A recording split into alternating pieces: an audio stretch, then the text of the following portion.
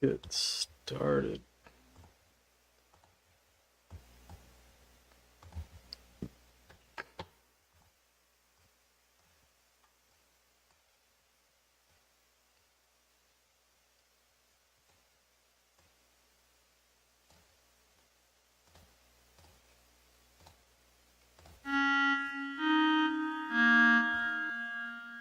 Hey, Fortune. So,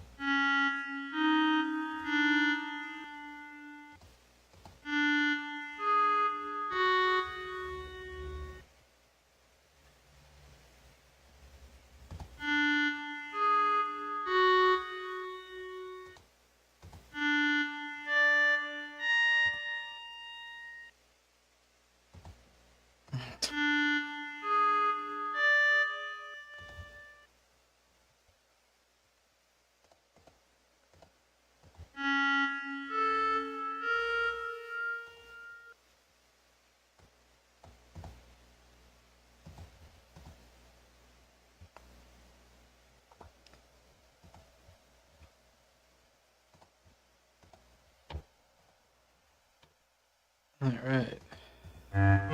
Oops. Oh.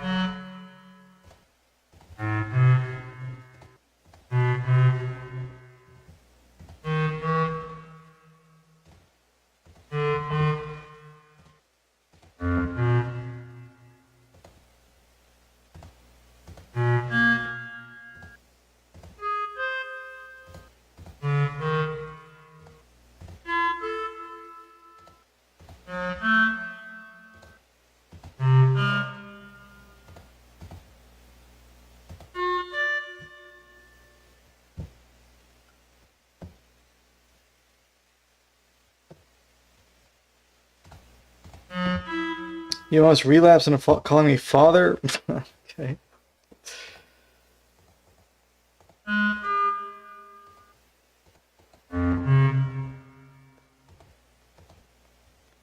Thank the heavens you found the strength of will.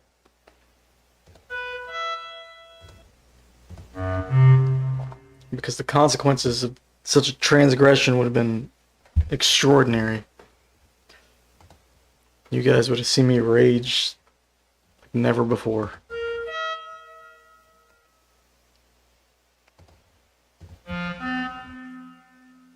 Would have been an epic stream, but a sad, sad day.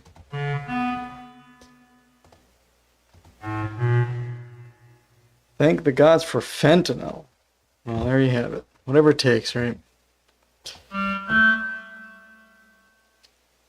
Actually, I don't really know anything about fentanyl. I've heard it's really bad, but I don't know. Isn't that... Do people actually take that on purpose, or... I thought it's like... It gets laced with stuff. Nobody really wants fentanyl.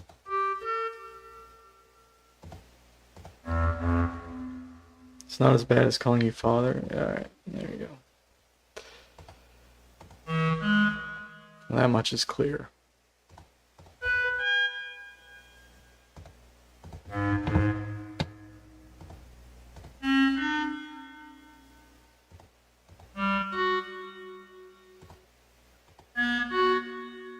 People take it because it's cheap. Oh, okay.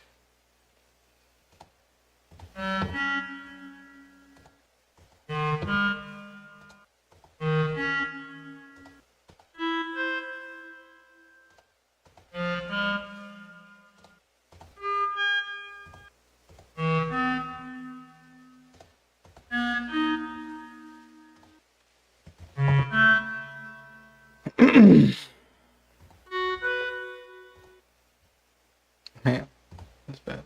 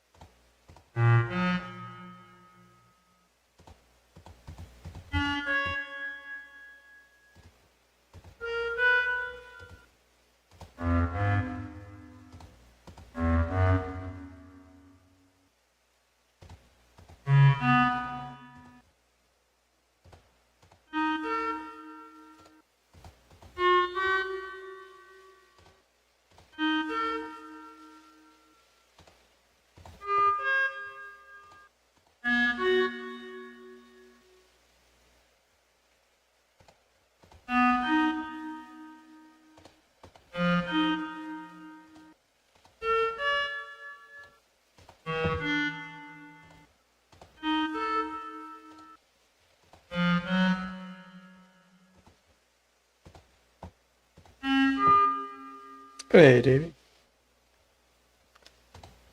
The thumbnail game is crazy. I wish it would just auto-generate my thumbnails again.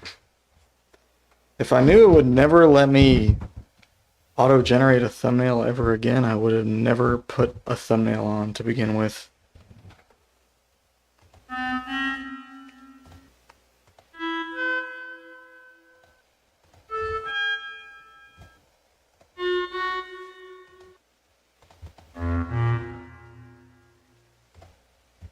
Now if I want an auto-generated thumbnail, I have to schedule the stream in advance. Yeah, it just reuses the same thumbnail. It won't let you just take off the thumbnail.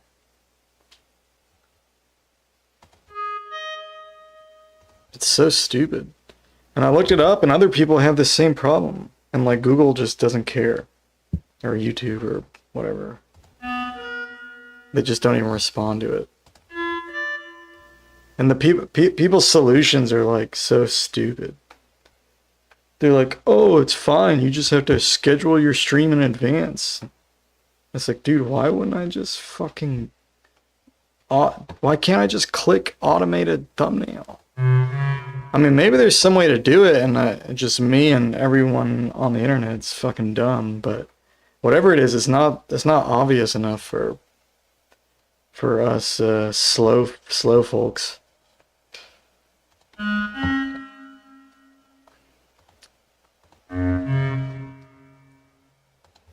But yeah, as far as I know, there's no way to get rid of it. Terrible. It's terrible.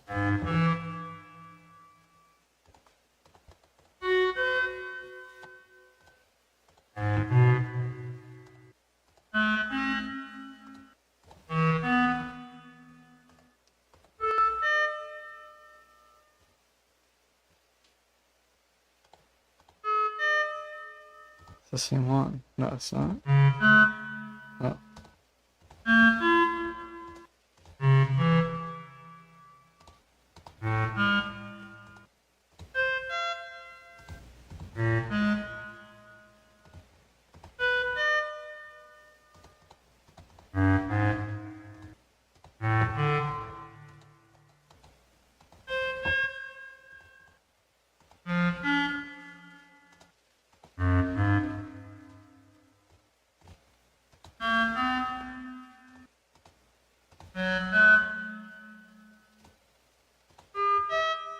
Oh my god.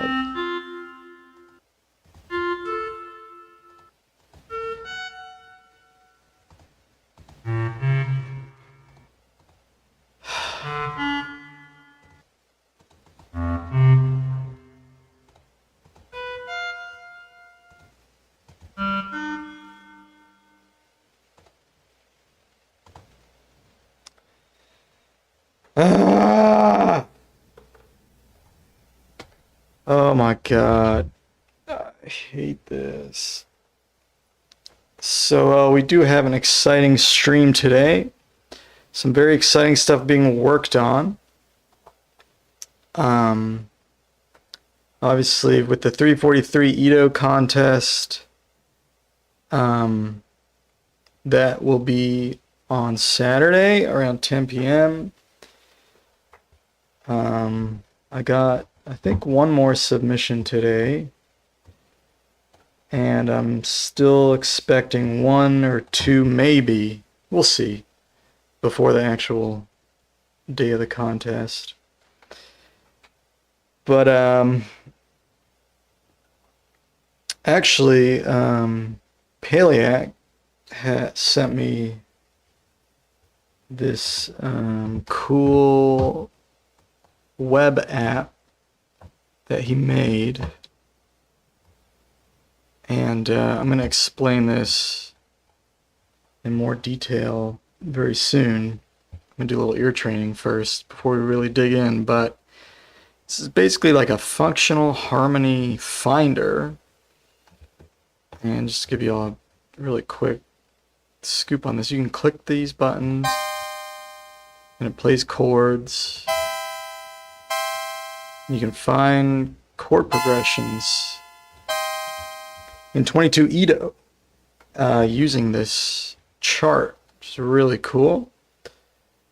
And I will share these with y'all so you can play with them. I don't know if I can share this because it's actually a file. Maybe if I put it on Google Drive or something, I can share the Google Drive link. Hold on. To download the file.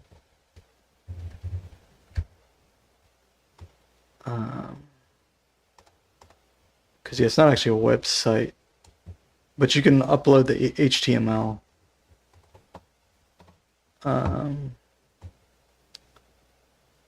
The file is on the 22.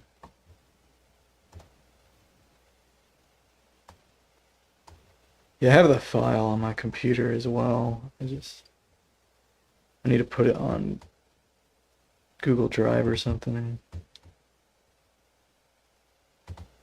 I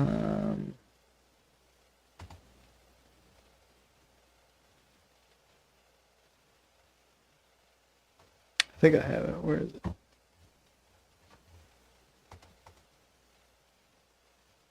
it? I'll try to I'll try to upload this so y'all can play with it. Dude, where's my fucking downloads, man?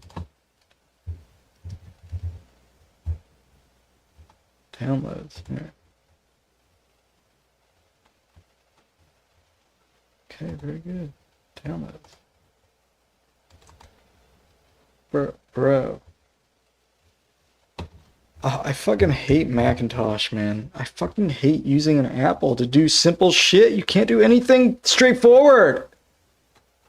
Like, dude, I need to share this shit so I can show you how fucking stupid this is. You go to upload a fucking file. You go file upload. You go, where the fuck is downloads? It's not anywhere. You don't even see downloads anywhere. Why not? Who the fuck knows? Why wouldn't they put that somewhere convenient? It's fucking nowhere. Okay. Alright, fine. Type in downloads. Searching this Mac for downloads. It gives you the fucking downloads folder right here. You click it and nothing pops up. I have like a trillion fucking things in here. And so you go, okay, why won't it pop up? Maybe I can't have it say downloads and pull it up for some dumb fucking reason. Okay, let's erase this. Look what fucking happens. Oh, you don't want downloads, I guess. Dude, fuck you. Let me fucking do it, man. It's so fucking stupid. It's so fucking stupid. Like, what the fuck what is this supposed to even do? Like, why is this blank? There's a trillion things in this fucking folder, man. There's a trillion fucking things. Unless there's 2 download folders. There probably are. Where's my fucking downloads? Holy shit. Why didn't the other one pop up, man? So fucking pissed off, dude. Alright. Alright.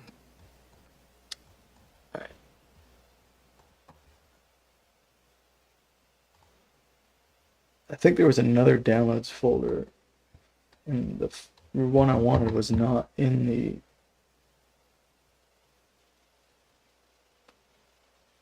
thing I don't know. Yeah. Okay, so anyone? No. How do I change the privacy on this? Okay, come on, buddy.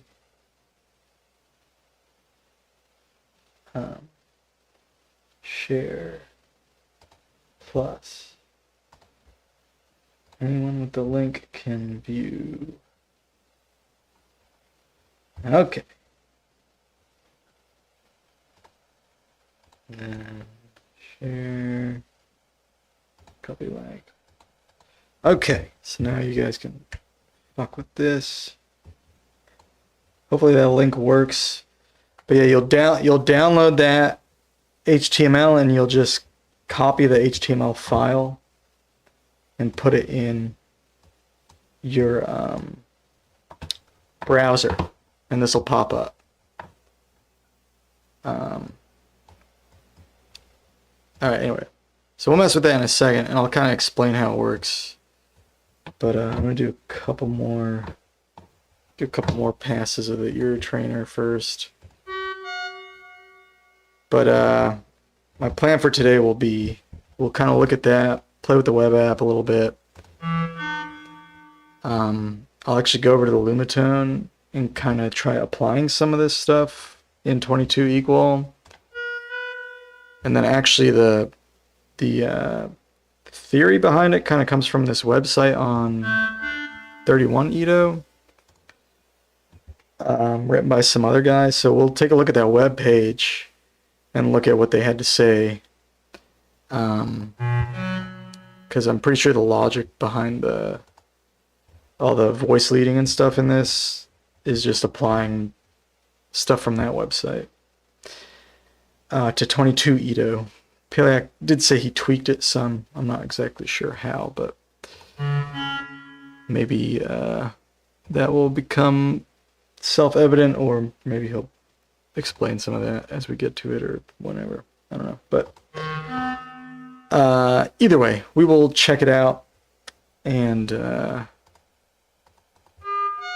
will be my goal for tonight's stream. I don't know how long it's going to take. Could take all stream. Could take several streams. Could take 30 minutes. I have no idea. We'll find out.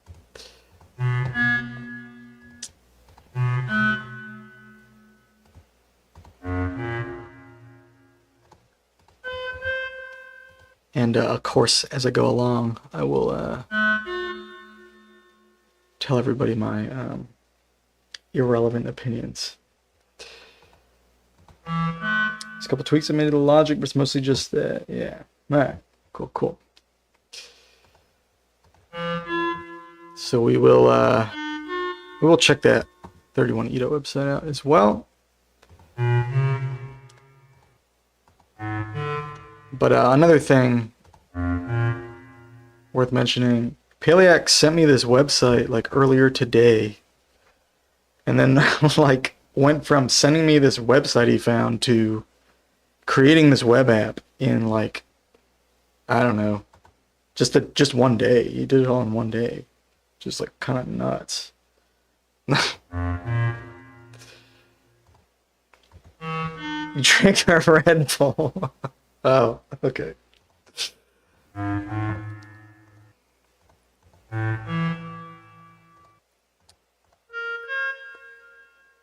I probably need about 20 Red Bulls, and then I'd probably just pass out from like the toxins. The AI goes crazy, you program next to nothing yourself. Right on. I mean, even so, I don't know. I wouldn't know how to get an AI to do that for me. I mean, I haven't tried, but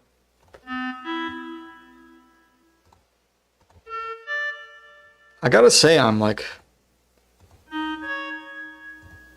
my Facebook lately has like very recent, like just this week, my Facebook has gotten polluted by these AI videos, and I fucking love them.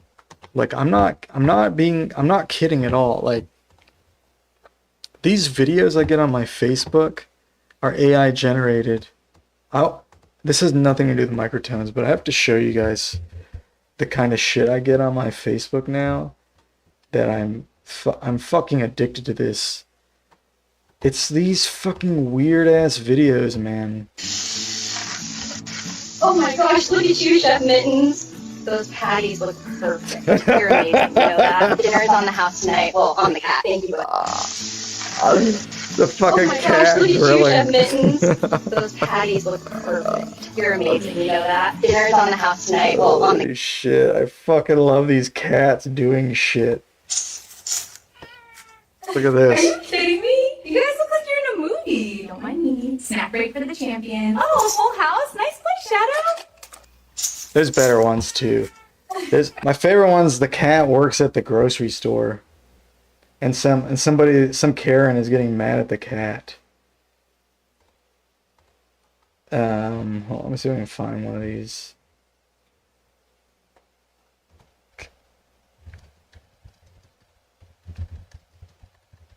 This shit is such a tangent, but I fucking love these.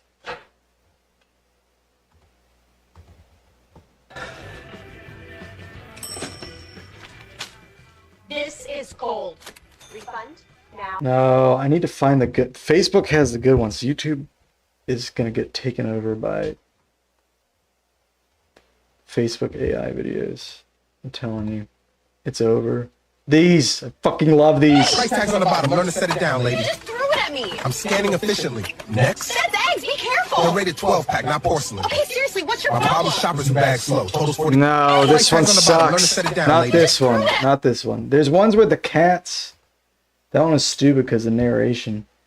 There's ones where the cats act like cats, but they're dressed up in a. How do I find? It's all just randomly posted on my reels. I don't even know how to find it. I want to find these cat videos.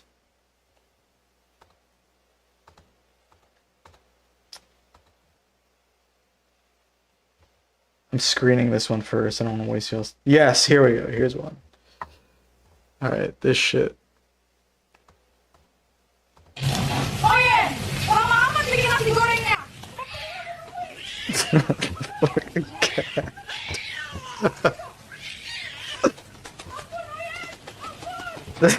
The fucking cat works at the restaurant. Oye, mamá, bigyan natin goreng niya. I fucking love this shit. I don't know why.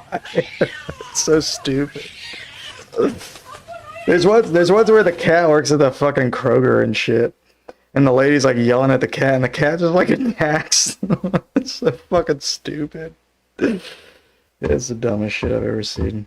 I'm addicted to it. And there's also these ones where this guy if I can find one of these with the guy who gets pulled over by the police officer.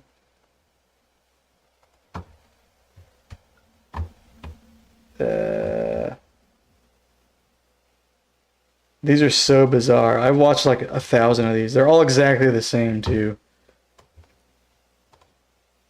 Hold up. Fuck you. Come on, play. A car full of souffles out in the open. I had to take them out the boxes so they wouldn't collapse. Copy that, dispatch. Stand by. Sir, you want to explain? There's like a million of these. They're all exactly the same. I love these where he's sitting on a bunch of sauce. Sir, you want to explain what's going on here? Just heading home, man. You've got a car full of tikka masala chicken. Chicken masala chicken fresh out the pot. Copy that, dispatch. Stand by. Sir, you want to explain what's going on here? This is the whole video. You've got... I watched like 50 of these. I haven't seen this one. I want to see this one. Evening, sir. You want to explain what's going on here? Just heading home, man. You've got a car full of cheese balls. Leave my daddy alone. That one was slightly different. Evening. Yeah, they're all exactly the same, but like slightly different. It's just this huge man in a car filled with food, and he gets pulled over by the cop. They all start the same. All right. Anyway, sorry for the long tangent, but tomorrow is my weekend. I'm already out of it. All right, let's do one more ear trainer, and then we'll check this stuff out. Ah, shit. I knew that. I'm gonna click that.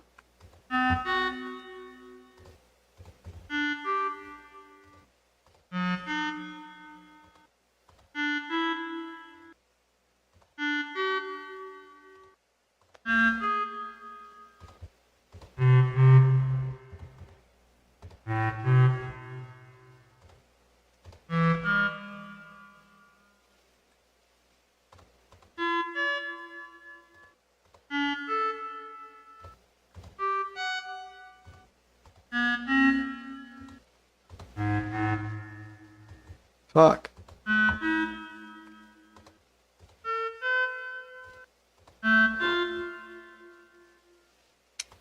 Fuck.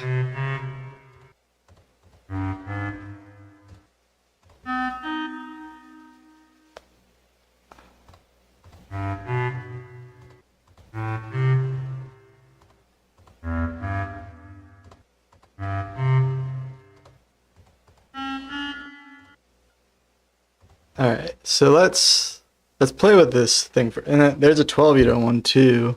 I haven't even checked this one out. So this is a good like kind of test to see like. I mean, I already know it pretty much works because you can just tell from the 22-uto one. But if you have any skepticism or want to get some sense of how it works, it's all based on one key, but you can like take certain notes out and stuff. I'm just gonna leave it all in though, but it's all like relating to one root. So if it's T, it's a tonic chord. And if it's M, it's a mediant chord. If it's P, it's like predominant. And if it's D, it's dominant. So basically dominant goes to tonic nicely. And this is just basic functional harmony. Like predominant goes to dominant, goes to tonic. Or sometimes you'll go predominant to tonic instead. And then mediant is like kind of like another tonic, sort of. Predominant can be like another tonic, sort of too. It's not. It's kind of like an oversimplification in a way, but basically, if you go from predominant to the dominant to the tonic, it almost always sounds good. So we can go like. That's like a nice. Just work. So up here it shows you what the type of chord is. It's like a common chord progression is minor 2 to major 5, which you can see is labeled dominant, and back to the root. So what's kind of interesting here is that we actually have more dominant chords in here than we might normally see. Well, diminished flat 6 makes sense though, because that's usually like, that's often like put on top of a 5 chord, or even is considered like a partial voicing of like a 5 chord. It's usually using a minor key, but there it sounded pretty good over the major, going to the major. But yeah, these are interesting. So we have 3, according to this, we have 3 dominant chords on the flat 7. So I've never really thought of the flat 7 as having a dominant function, but I'm kind of curious.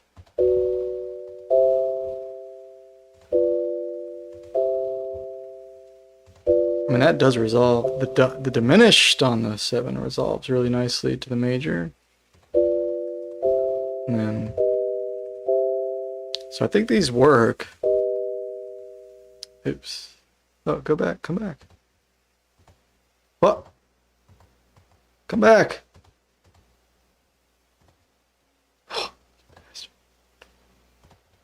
We're cooked. Where'd he go?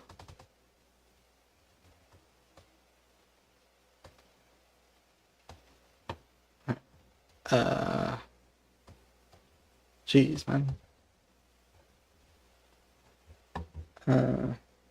Oh, Command Z, come on.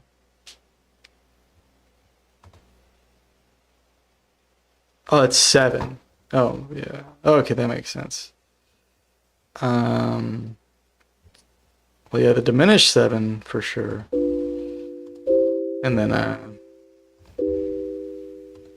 oh, I didn't notice that. Okay, yeah. So yeah, that makes sense. Never mind. So, yeah, diminished 7. And then, but I've never thought of the minor 7. Like, the minor chord on the 7 is a dominant chord. That's kind of interesting. I can kind of see the logic behind it, sort of, because the F sharp is G's leading tone, but that one, that's the only one that seems weird, though. The rest of these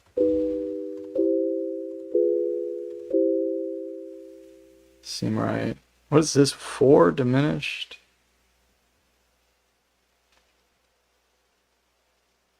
That one's a little weird, too.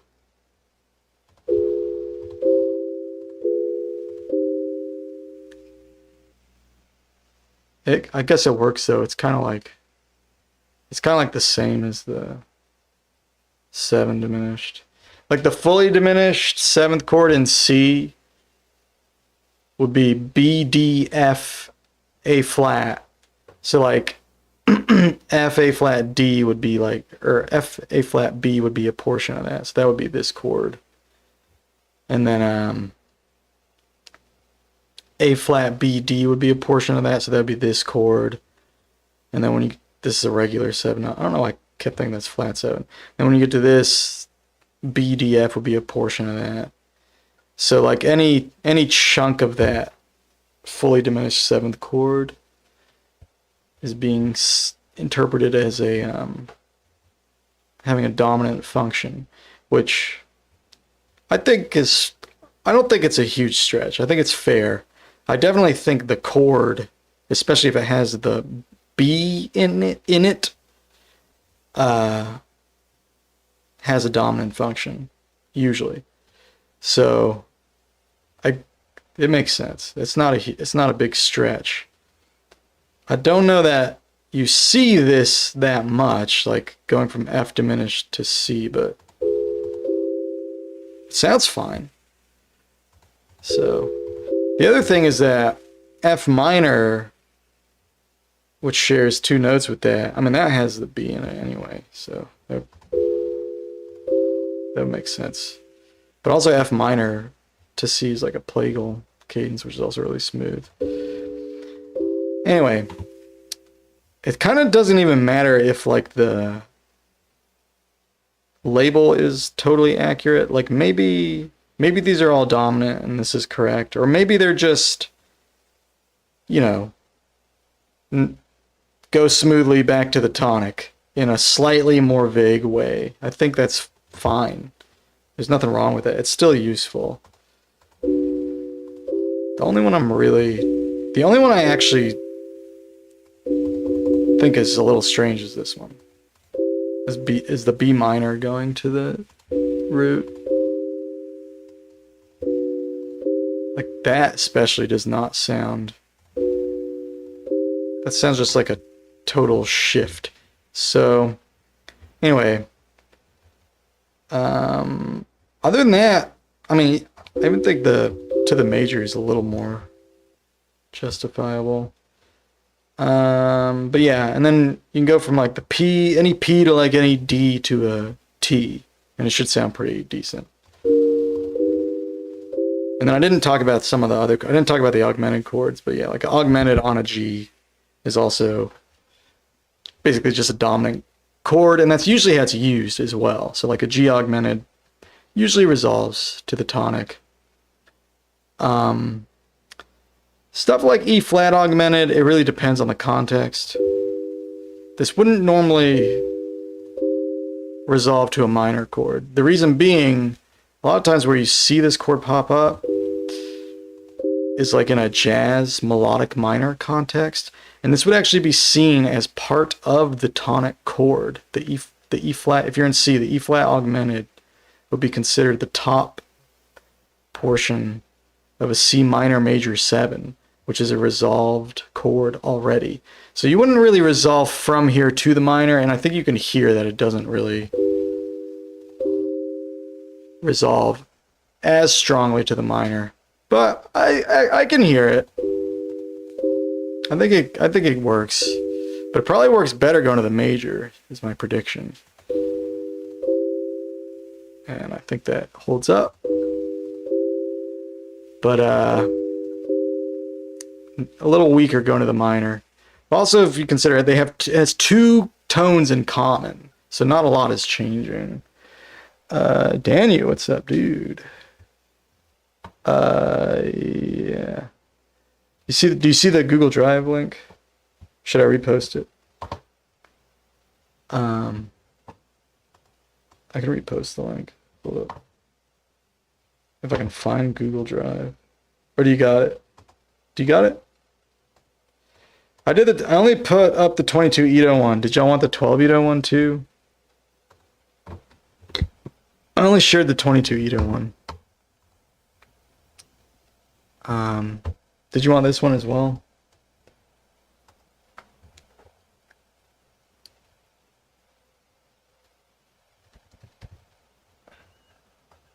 And you have to download the HTML and put it in your browser. It's not a website. It's just a HTML file. So it'll load in your browser, but there's no link to it yet.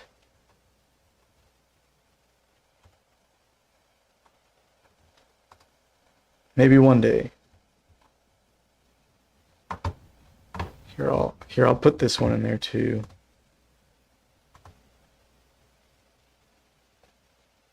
God damn it, if I can figure out how to find anything on my fucking computer, man.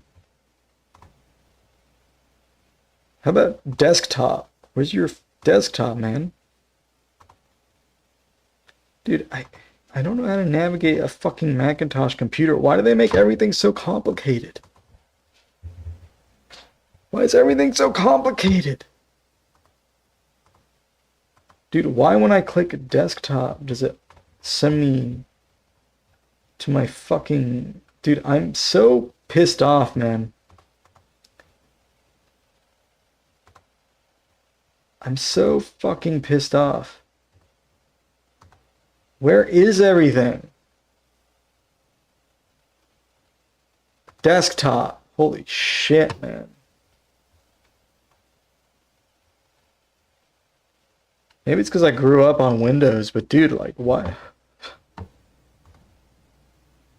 You don't... Any idiot can figure out Windows. What is this shit? Oh, I don't know about now, actually. New Windows is almost as bad as Mac. Alright. Why can't they make them like they used to? If it ain't broke, don't fix it. By golly. When I was your age, all of our windows were on our desktop, and our desktop was all we knew. And it's all we needed. We had each other, and we could lean on each other. Alright, where the fuck did I put that file, man? Oh my god.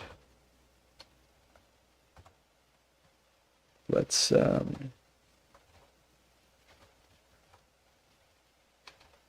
now Google Drive is pissing me off. Suggested files? How about just the files I have? How about just all the files? Please. Why? Why? Why? Why? Why is it like this? Why is everything like this?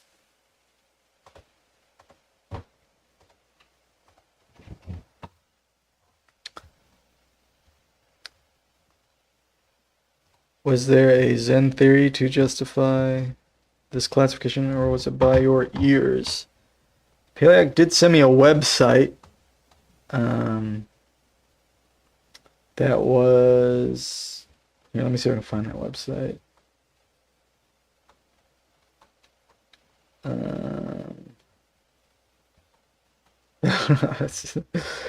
Alright, here it is. 31edo.com/harmony. And I will, time willing, I will be checking this out later as well.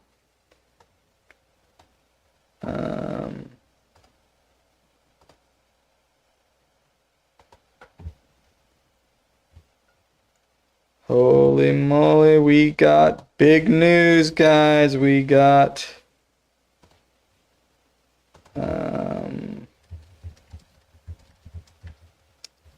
a submission from the man himself, Stephen Weigel, the legend. The legend is in the contest. Alright, so we will be checking that out on Saturday. Stay tuned. You don't want to miss Stephen Weigel's submission. Okay, what was I doing? Okay, so 12EDO. I'm testing this with 12EDO to see if there's any glaring flaws. Hold up.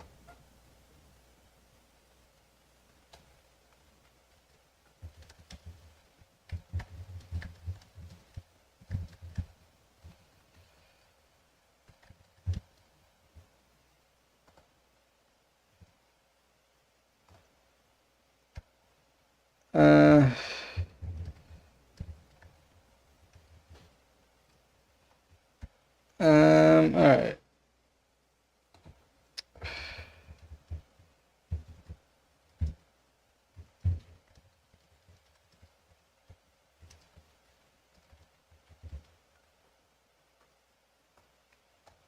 So anyway, sorry, I shouldn't be chatting in Discord when I'm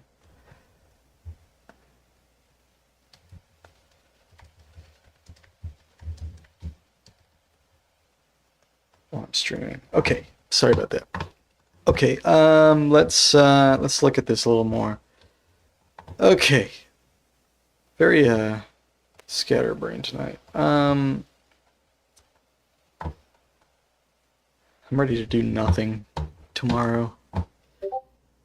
Okay. So this works nicely, and that's the flat 3 I was talking about. Probably works and maybe not as strong. And then works good. Works very good. Good. Perfect. That one's interesting, but I think it's fine. Good. Good enough.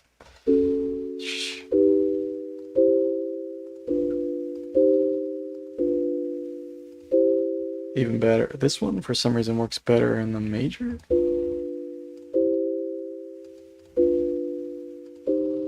Weird. That's the weirdest one, is the B minor. Okay, so that's the dominant. So that's the most common, strong, you know, supposedly the strongest resolution in music. It's the dominant to the tonic. So the P is the predominant. So generally speaking, you can go from some kind of P to some kind of D to some kind of tonic, and it should sound pretty good. And actually, this is a commonly used technique in jazz harmony, is to classify all of your chords according to their function, whether that's dominant, predominant, or tonic. And yeah, the chords are organized into function. Very similar to this. And to literally just replace chords of identical function and to create interesting harmonies that way. That being said, it's not done in exactly this way. What's different about this is that this is relating all of the chords to a single root. So everything on here is in one key. There's one tonic. So the major chord is the root, that's the tonic. The minor chord is the root, that's the tonic. Now, excuse me, in a lot of music that uses a lot of chords, the way that the voice leading tends to work is that the keys change, either for a little bit or for even like a bar or whatever. But basically, generally speaking, what happens is like you have a dominant of some other tonic. So like you might start in C, and then you might go to like a F sharp diminished.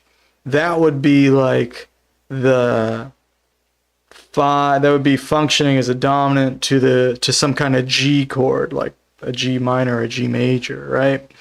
So we would say that the F sharp would be a dominant of the G, and the G would be the new tonic, even though G is the dominant of the original tonic, right? So and in that we have like key changes and all of that.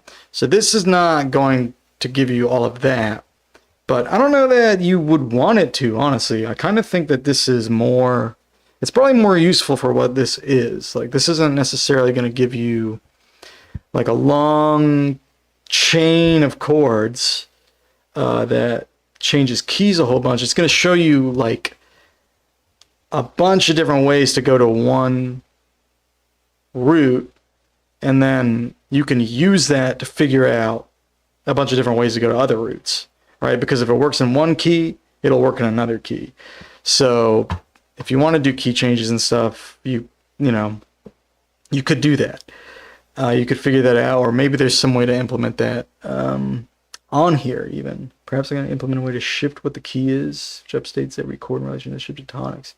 Yeah, maybe something like that would be interesting.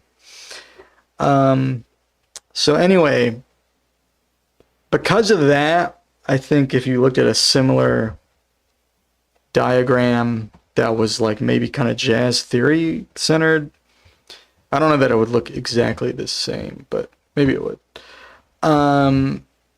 So then the weirdest category here is the mediants. So in traditional music theory, a mediant is just a 3 chord. So I don't really know a whole lot about the theory with mediants and stuff. Usually it's like more of a modern music thing. And basically it's like a key change that uses common tones. It's like setting up a key change using common tones, and they're used a lot in modern music. I use them a lot too, but I don't really know how to explain them except for that they sound cool and usually they're usually not obvious like a 5-to-1, and a lot of times they produce even like strong feelings and stuff, but I can't really pin that down in a way that's succinct. I think a lot of times it relates to like parallel key changes, like going to the minor key versus staying in the major, like going to the parallel minor, for instance. So like if you go from a 1 chord to a flat 3, for instance, that's basically like going from the major chord to the parallel minor in a way, because the flat 3 is like part of, like if you're in C, the flat 3 is E flat, so it's kind of like going to a C minor chord in a weird way. It's not always done that way, but there's definitely like this, basically you change to a key that's different, but it has a lot of notes in common, and it kind of has some chords that can be functionally identical. So like C minor and C major can be functionally identical. They can both be the same tonic on the same root. So the same 5 chord could resolve to those. And a lot of times in modern music, we just move around. Like we like to stick on one chord type, for instance. So one way to do that smoothly is to just move through the chords of the minor key. So like if you're in C major, go to like a B flat major, go to like an A flat major. So like so a median, I think technically is only the chord based off the median, which is the 3rd note of the scale. So I think that would only really be the 3 and the flat 3.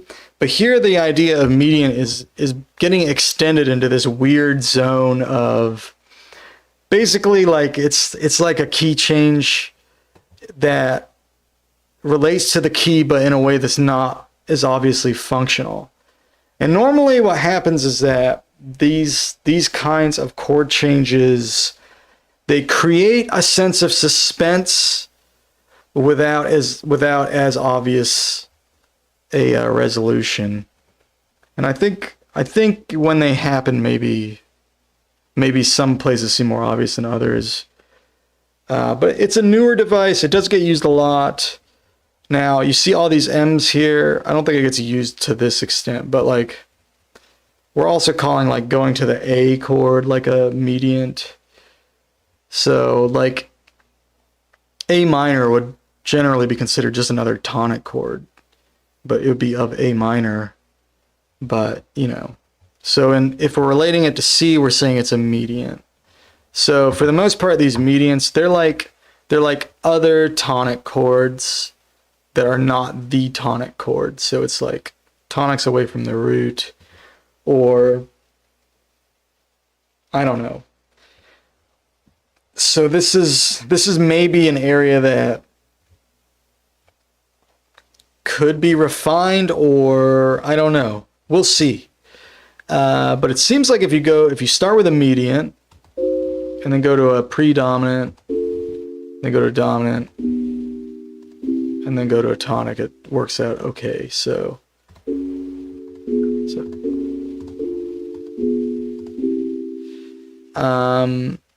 for instance, a common chord progression is that uses like the A minor, or even A major sometimes, or even A flat major.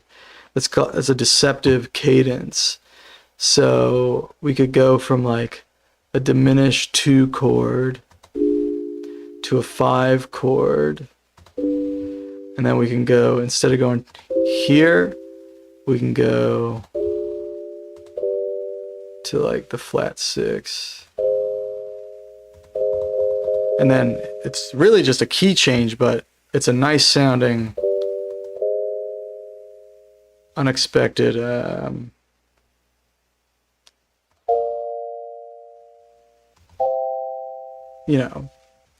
resolution that is not the final resolution, but It either is going to go somewhere else or it's going to suspend the resolution ultimately to the tonic.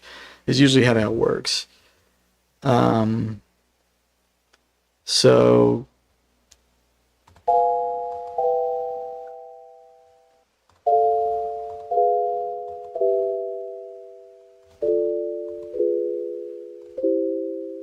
there I'm going from the predominant 2 to the diminished 4 to the minor 3.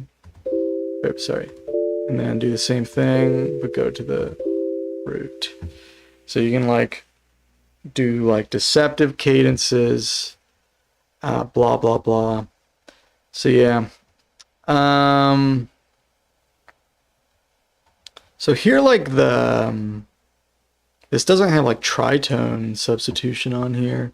So usually like this would be considered a dominant chord, but maybe if it had the extra note, maybe if it had the 7th, it would count that as a dominant resolution.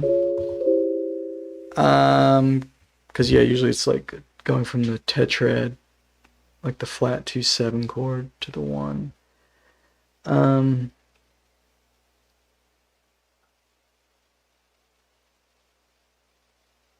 In all my research, there's very little mediance used for functional harmony. Use it to lead in predominance.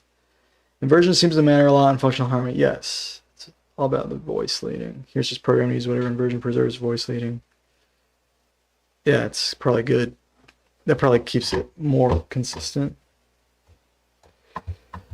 With how the stuff is usually taught. So anyway, that's the 12 Ito one.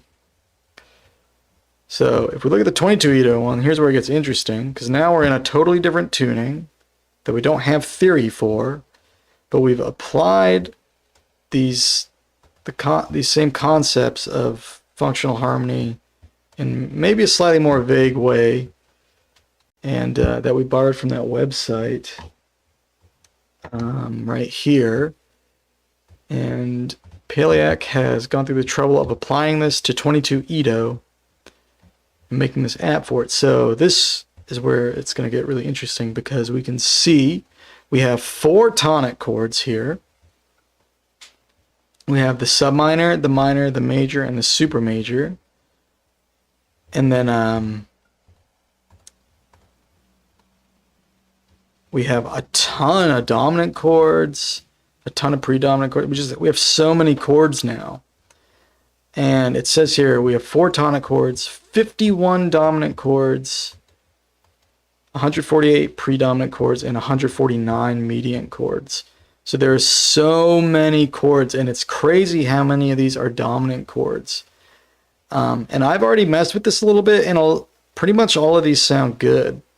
I don't know if I found one that didn't sound like a good resolution. So I'll just show you some of these dominant to tonic resolutions here, and then I'll try to analyze them a little bit, and then I'll actually go over to the lumatone and apply some of this in 22 Ito on the lumatone.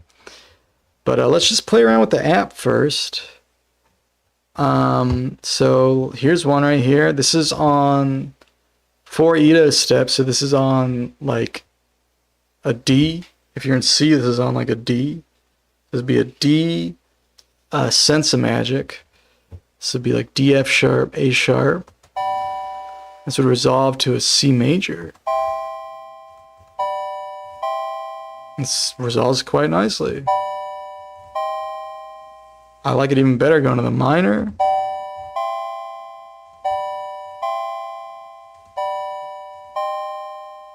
Works fine on the other ones as well. I think to the minor was the strongest, but they all worked. They all seemed fine.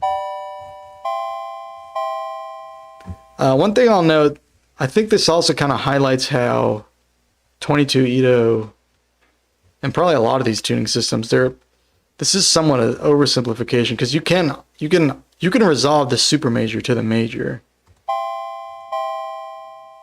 That's something we do a lot. Can't really resolve the subminor to the minor though.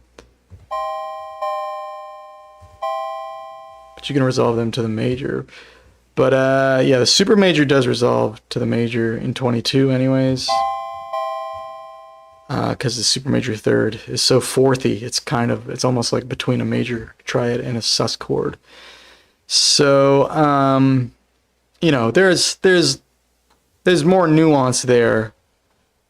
But how are you going to get all that on a web app? And, you know, this can get refined too, is the other thing. But yeah, so that one sounded good. I really like that right there. So that would be like a D sense of magic to a C minor chord. That sounded quite good. And then let's try this one out. So this would be like a E flat sense of magic. So just everything down an Edo step from where we were. To C major sounds okay. Definitely sounds like it leads there. Definitely hear that dominant to tonic type of movement. To the minor sounds really smooth. To super major. Also, this is very similar to that melodic minor thing in 12 Edo I was talking about. But it would be even more so on the subminor chord. So notice when you resolve to the subminor, it does not resolve strongly. It's very weak. And that is because if this was like a melodic minor 7 chord, a minor major 7 chord, this would be the top of the chord. So this would actually be part of this chord. But I feel like it can resolve, it's just slightly weaker. But in that instance, maybe it's better to resolve. But see, one thing you have here that you didn't have 12, having 12 is that this is part of the subminor triad. You can resolve it to the minor triad. Now, one thing that I'm interested in, though, is because this is that chord on... So the notes of this chord are E flat, G, and B. Right? So what is up E flat, G, and B? Up E flat to G is a major third, and the G to B is super major. So that would be a magic minor. So that would be down sharp 5. I think that would be this chord right here. And if we look on the E flat, that is labeled as a dominant chord. So this is basically this, but with the E flat on the bottom. And so this, I wonder if this will resolve smoothly to the subminor triad.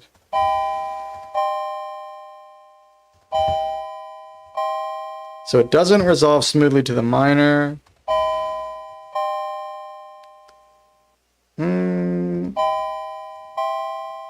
Goes to the major a lot better. So yeah, that doesn't seem to smooth. That doesn't seem to be a good way to like get that 5-1 as a minor in there. So that one's not as strong, but I can still kind of hear it though. And that one sounds good. To the super major. So you can definitely hear how like super major can function as a tonic triad for sure.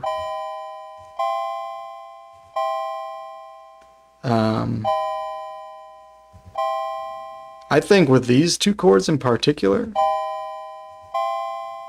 sounds better going to the super major.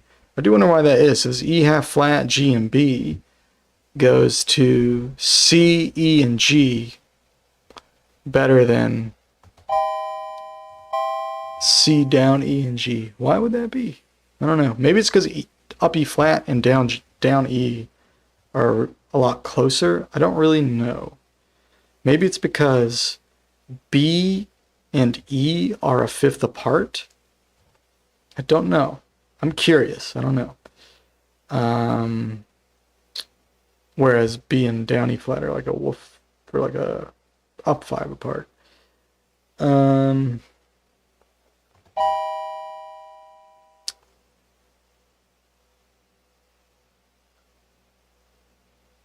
You can define the super major third as a fourth, and that changes the logic of everything. I think minor will generally be less strong than major for most of the dominants. Yeah, that seems to be the case. So, I mean, the voice leading is gonna matter too, though, because I think like if you have like an A flat resolving to a G, that happens a lot more in minor keys, so I wonder if that will sound stronger in a minor, going to a minor chord. Like if there's a flat 6 in the dominant chord. Also, if there's a 2 in the dominant, well, there's usually a 2 in the dominant chord. Like a 2 of the scale. So that's the 5 of the 5. I guess that doesn't make a huge difference. Alright, because yeah, D to E flat's only a half step. But, yeah, for some reason, like the tonic, the major does seem to be a better resolution, point of resolution. Maybe just because the major chord is just like more in tune harmonically, but with the harmonic series, but I don't know.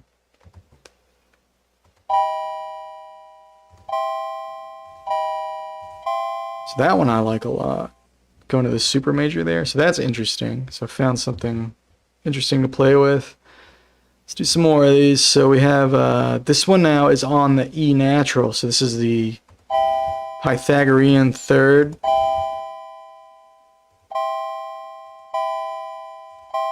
And this chord is a minor up 5, which is a senza minor chord.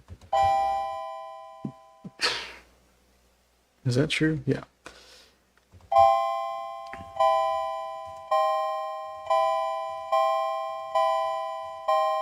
So this one goes nicely to the minor.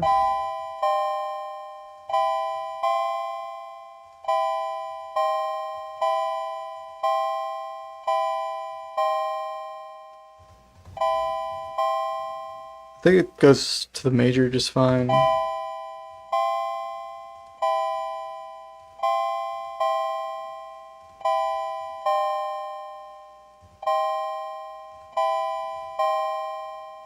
I think it works best going to the major or the minor. And that, so that would be like a E, be like a E, up G, and a up B, which would be C. E, up G, up C, up B. To a C down E, G. Oh no, I got that backwards. This is the down E. My bad. This is down E. So this would be like down E. Down E to not down G, right? That'd be minor, subminor. I guess down E to G would be minor. Because E to G is subminor. So down E to G is just minor. And up E flat to G would be major. Okay, that makes sense. So down E. This is down E. My bad. So down E, G, and B. B natural. And this would go to C down E, G. So basically,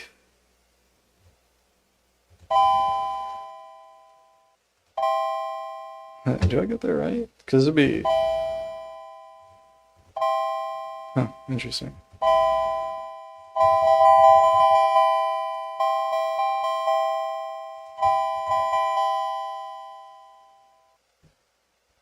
Minor up 5.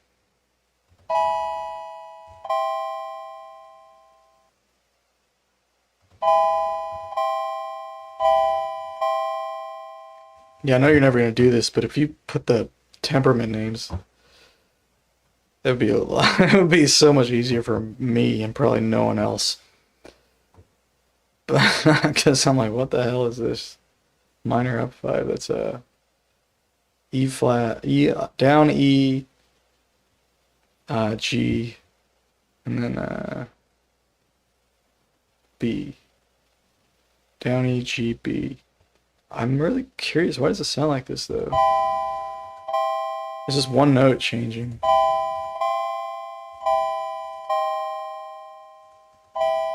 Alright. Anyway, it seems weird. I'll test that one out later. I'm probably just overthinking this. So now this is one on the actual E. So this is subminor down 5. So like C, E flat, and down G. Oh, that's just a Orwell minor chord. So C, E flat, down G. Huh, that's cool. I've never thought of this chord as a dominant. That's really interesting. It does sound, it does work. That's good. That's a good one.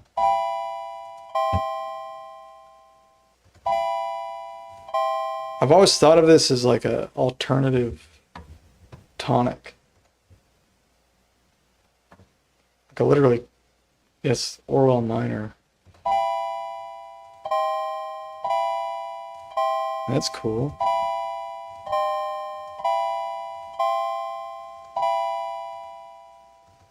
I definitely think there's like a hierarchy in these. For most cases, it seems like the major chord is the best the best tonic. There was what was it? This one sounded. One of these sounded better going to the super major though.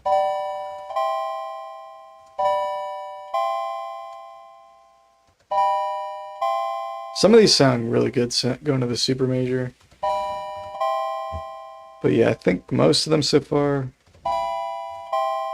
So that's cool. So, well, that's on the E. So this chord would be like E, G, and then what is it, down 5? E, G, down B. Well, that makes sense, I guess. Weird. So E, G, down B would go to this.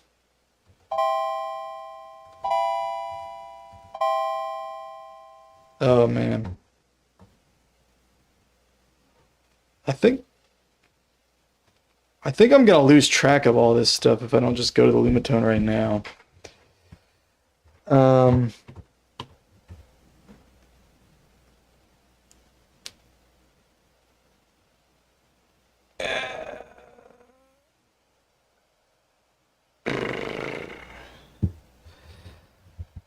Functional harmony was made for major. This is a simplified version of that.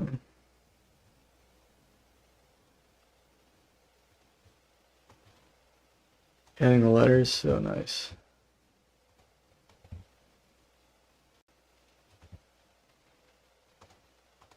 Alright, I think I'm gonna go over to the lumatone so I can start playing with these. Nah, I just want to look at the whole thing. This is not too much. I just want to look at the whole thing. We'll simplify it later if we need to. There's really not that many dominant chords. I'm gonna try to get through all the dominant chords. So I'll try to remember to share the screen and share the lumatone when I'm switching back and forth. Send me an updated one. Okay, we'll do this first. And then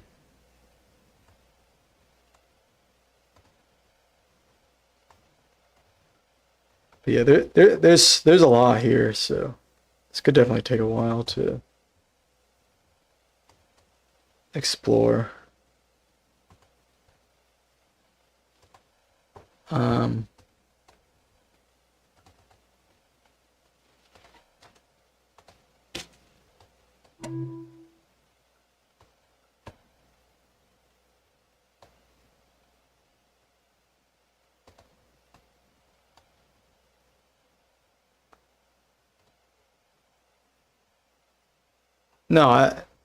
I know these. Anyway, it's fine. Yeah, I know all these. I thought like if I clicked it and it said all the notes in the chord. But or if it just said the, anyway, I can figure it out. It's fine. Yeah, I know these pretty well. I mean, I do get confused every now and again, but I know those pretty well.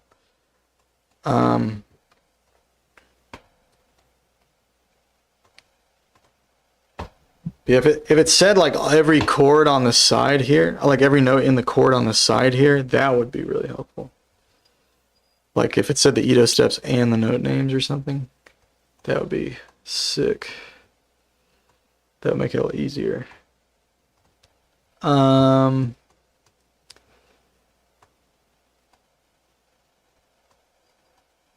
yeah. All right.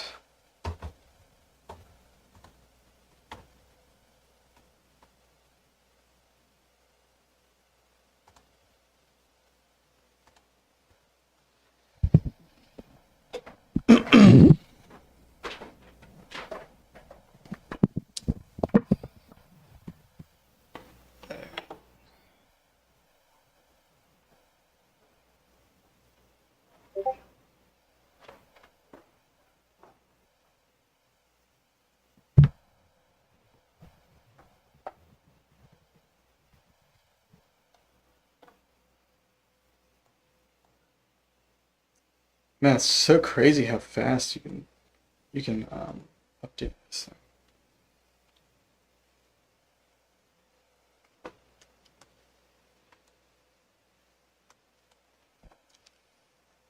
All right.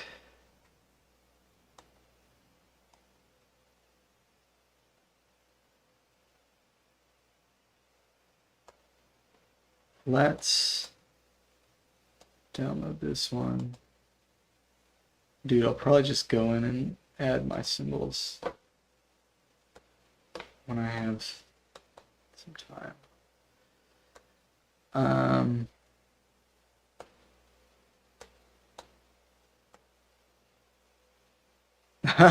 That's so crazy. All right. So how'd you get it to play microtonally? Did you have to figure that out?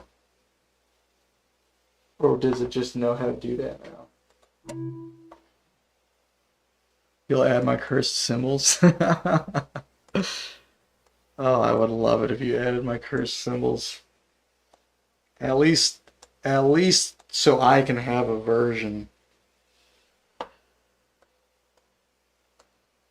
I already know it.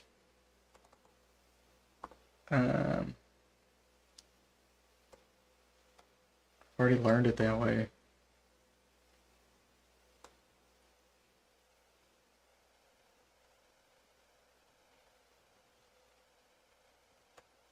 It knew it was microtonal. That is so nuts. Damn, fucking computers, man. They learn so fast.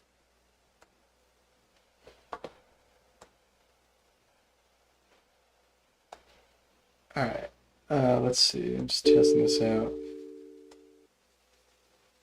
Oh, cool. Yeah, that's great. Yeah, it says all the note names. Nice. Okay. Let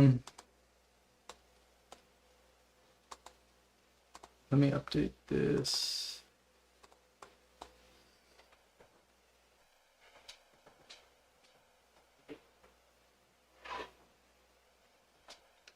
What if there's a way to put my no, you can just put the label. It's fine.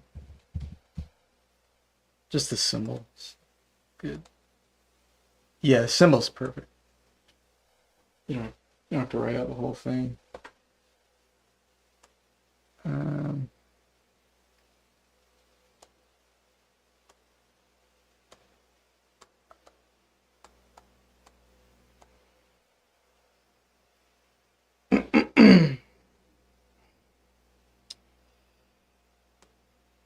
Alright, let's see.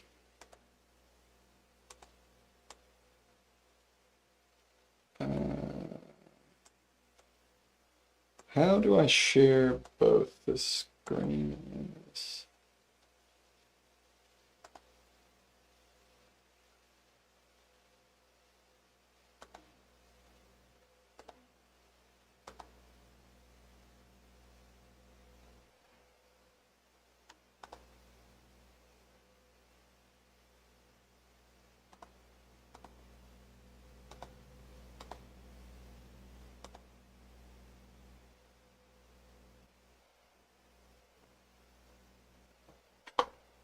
I can either just toggle back and forth. Also need to go out lumatone setup.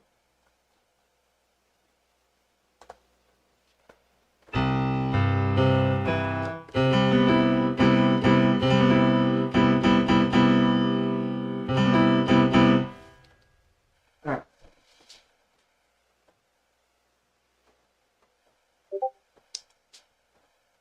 Get the headphones going for the audio. Alright. So,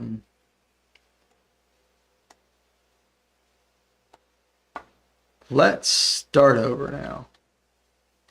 Because I know I missed some stuff. So there's like this.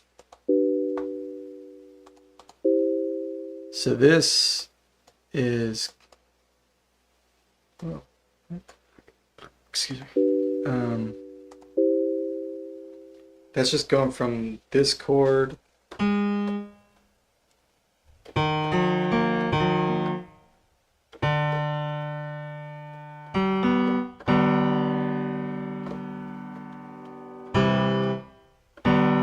so I guess they're going like this. That makes sense.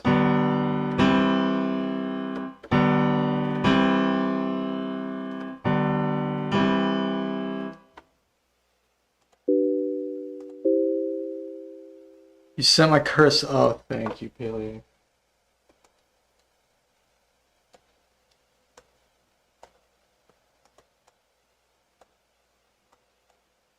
The curse is so wonderful.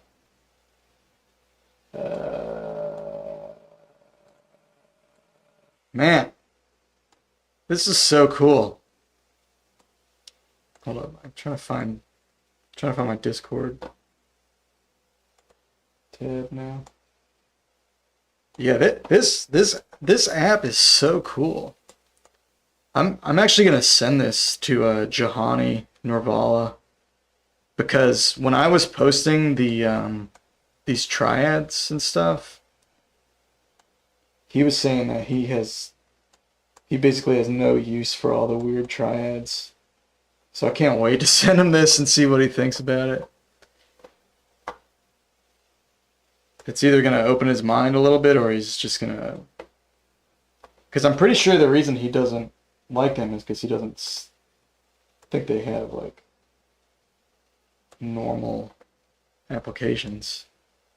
But I think this is good, like, proof of concept that you can do pretty normal sounding chord resolutions using these kind of weird chords and shit. So,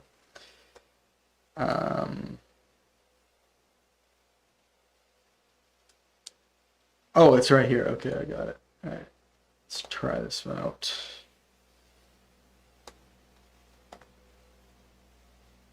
Fuck yeah, that's perfect. That is perfect. Okay. Yeah.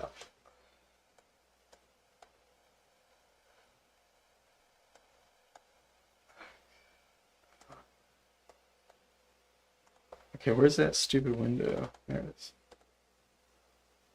is. So where's this one? I think I just have to delete this.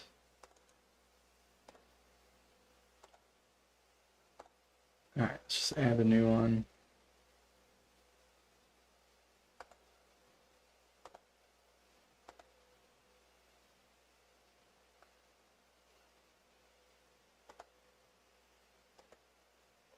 Hell yeah. Okay, so this has the temperament names and the classic notation. That's my favorite. I like that. Alright, so,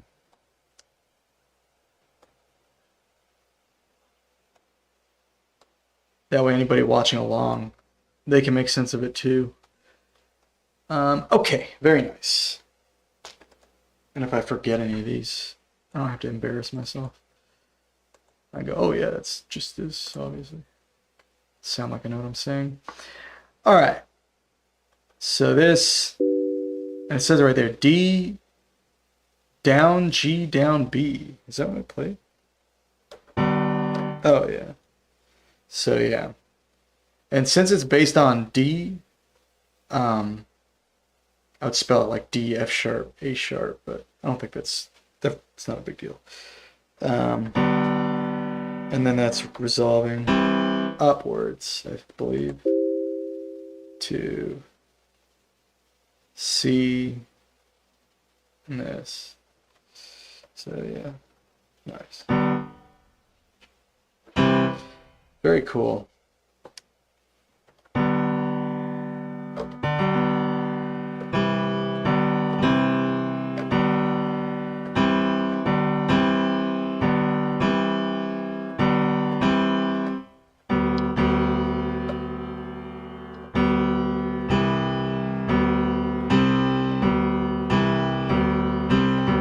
Oh, this is so cool. Alright, and then this one, I think I'm just going to shrink this window.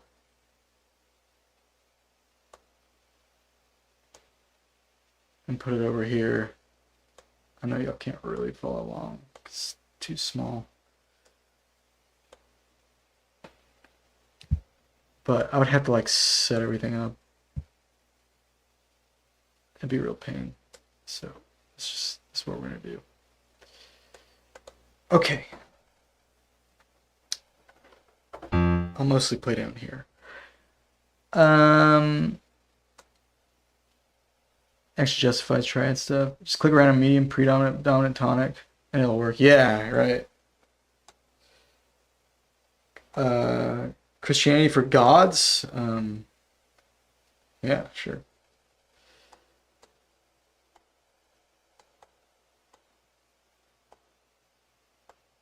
All right, Mr. Leaky. I don't know if you know what's going on, but Paliak made this tool to find functional harmony in 22 Edo, believe it or not.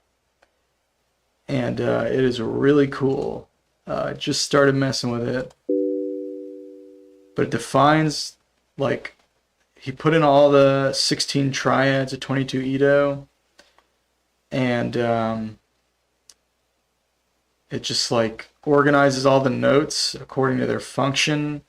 And organizes the chord itself according to the function using that. And yeah, we're just messing around. So like there's this. That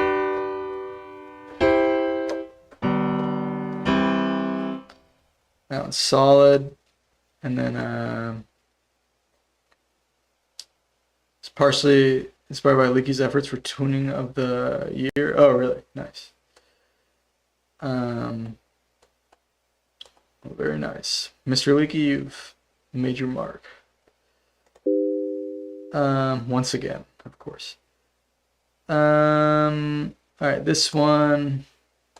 Can I shrink this window at all? On my end? It's a little big. Yes, looks like I can.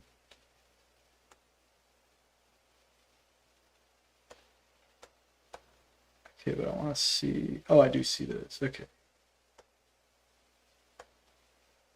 Is it still showing up on the? Man, I can't keep track of everything. I need a third monitor.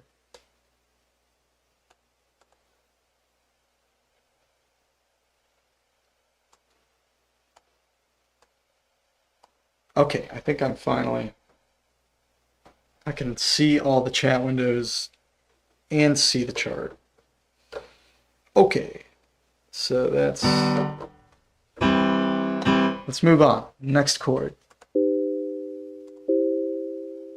So, and the other thing is I can try like the other resolutions as well. Like that one. That was not bad.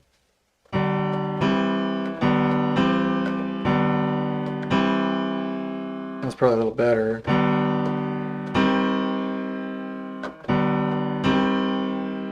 That was not as good. Neither is that one. That way seems better though. Maybe like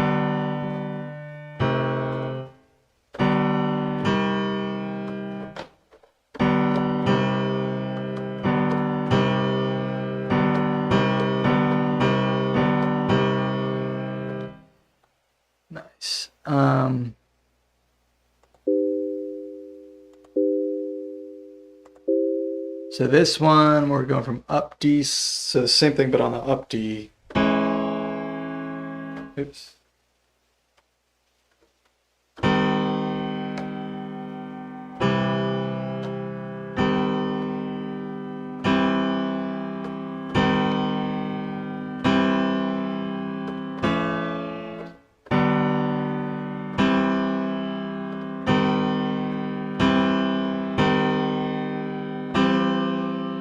That one sounds better going to super major. Interesting.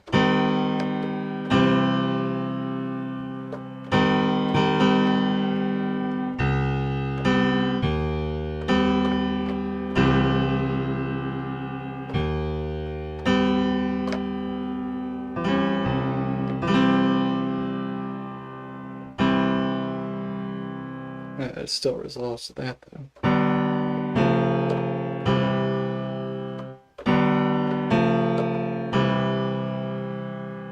So maybe like, oops.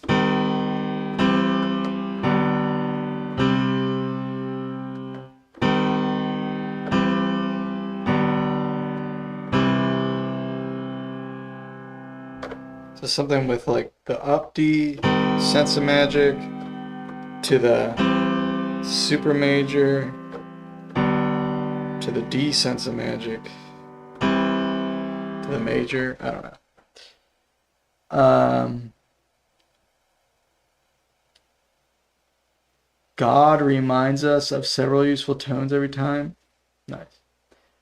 And then we have up D, magic major. I'm so glad he wrote this. I'm looking at this. I'm like, what the fuck is down sharp 5? Oh, magic major. Because I know that. It's just super major major. So that would be on the up D. Alright.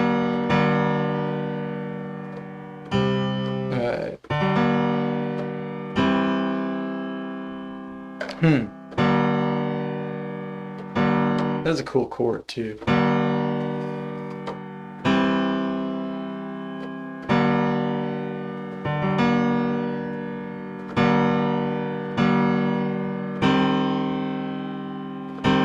That one sounds cool.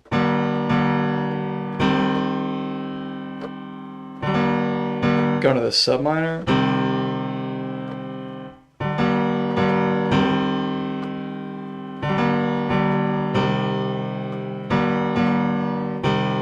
So what if we do this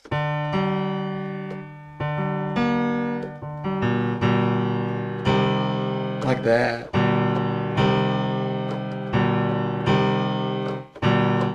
It's a different chord. So I wonder if so that'd be the up flat 7 is the up flat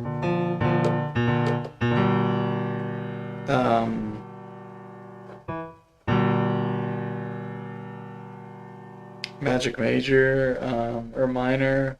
Is up flat 7 magic minor dominant as well?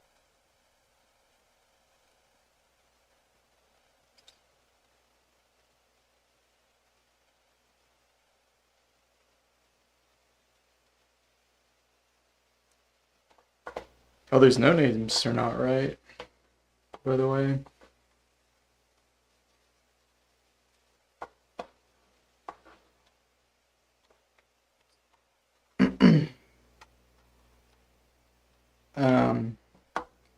The no names you have on here, it says C, up C, C sharp, D flat. Oh, that's what Ableton calls them? Oh, weird. Yeah, it's not actually correct. It's like C, then D flat, then up D flat, which is, I mean, it's up, yeah, up D flat, which is down C sharp, and then C sharp. Yeah. Um, if you want, I can send you the correct like chromatic scale. But yeah, it is on the wiki as well. Yeah, because like F sharp and G flat are not the same. You look at XenWiki. All right. Yeah, 22 Ito is a little weird, but because of super pipe. But yeah, it goes C, D flat, up D flat, which is down C sharp, then C sharp, and then D.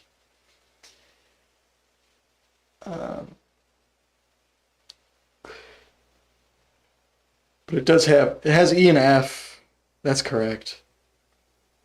And then B to C is correct as well. So it's got that. There is a guy on YouTube that labels 22 Ito notes this way. And he labels all his chords this way. But I think he uses half sharps and half flats instead of ups and downs. So I wonder, it's almost like the Claude or whatever you used combined those two things. Oh, you said you got it from Ableton. Wait, never mind. Yeah, I don't know where they got it from. But yeah. If you just do the chain of fifths, it works out that way, where the flats and the sharps are really far apart.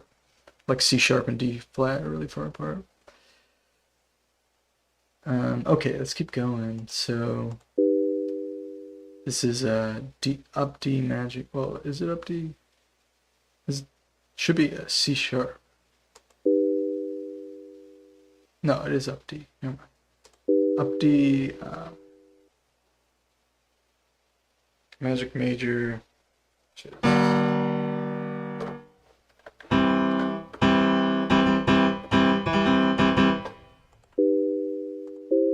And then, so here's a magic minor on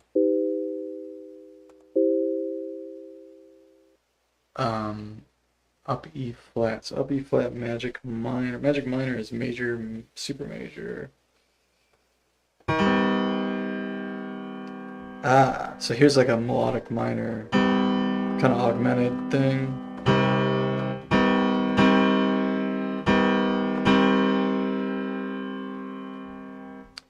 No, because it'd be up D, right?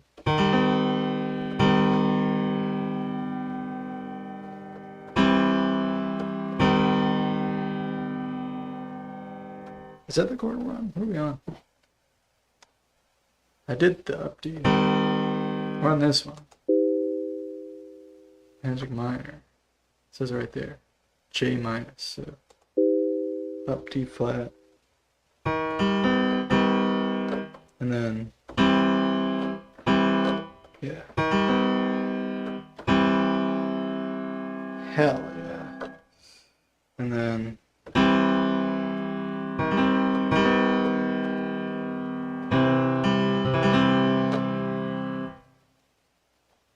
what was I gonna do earlier? I got distracted.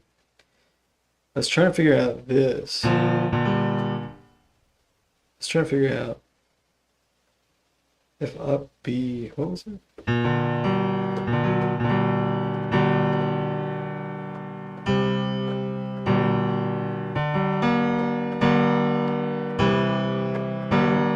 So was I on that chord, or was I? Yeah. Well, yeah. If you just do, yeah, that's correct. That's correct.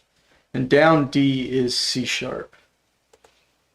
If you're doing all that. And like D flat is up C. So that, yeah. And like down, or up D flat is down C sharp as well.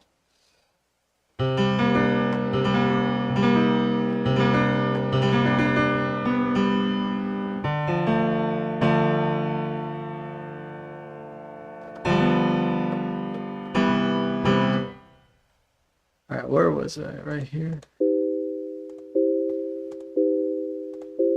Oh, that one's good. So that's a up E flat magic minor.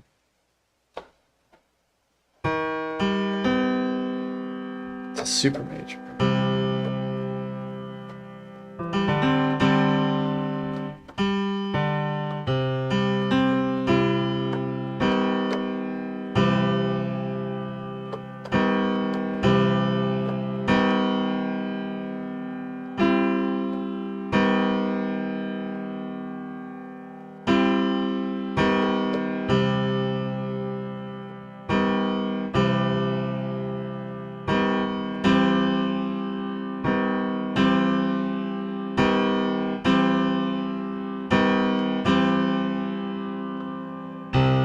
That one sounds good.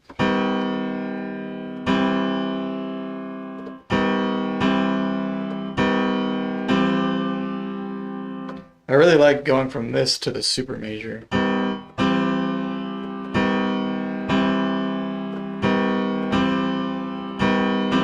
This is cool too, because I don't know that I've found progressions that I really thought sounded better going to the super major.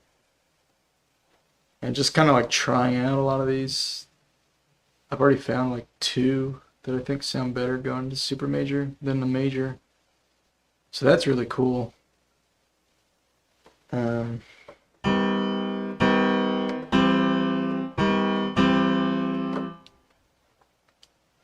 I feel like just doing the 5/1s, like,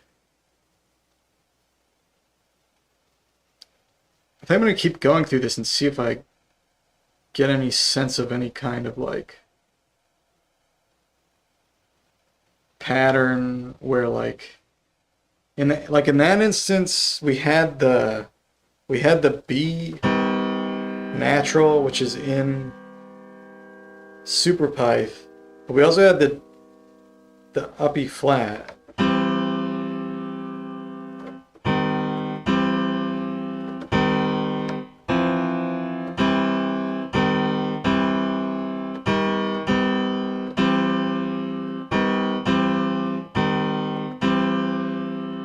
Because yeah, I feel like this goes to this more nicely than this goes to this. Sorry, then this goes to this.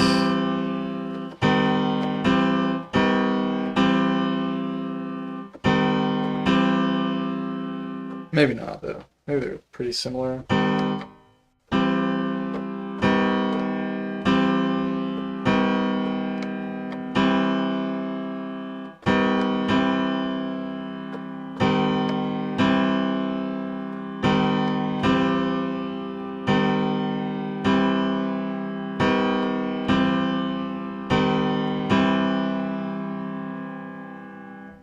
I mean, the regular major is just like more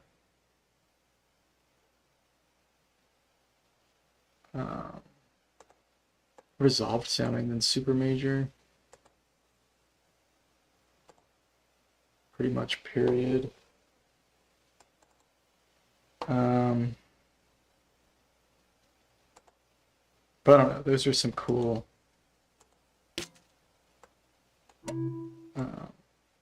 cases.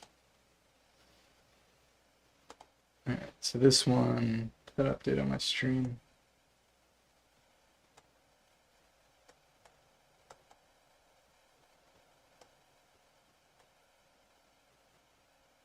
No. Oh, did I do the wrong one? Hold on.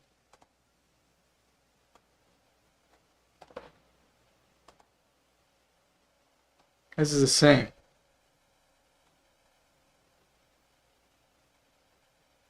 Did I load the right one? This looks the same.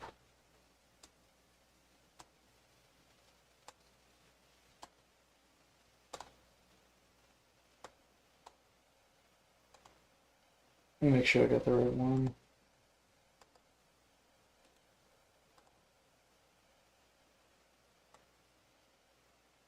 Where is that folder?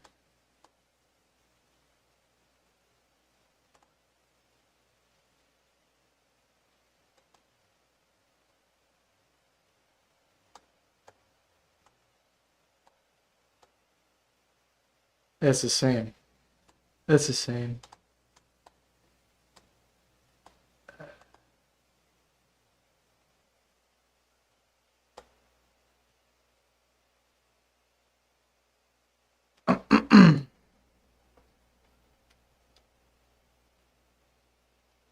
You just checked it? I don't know.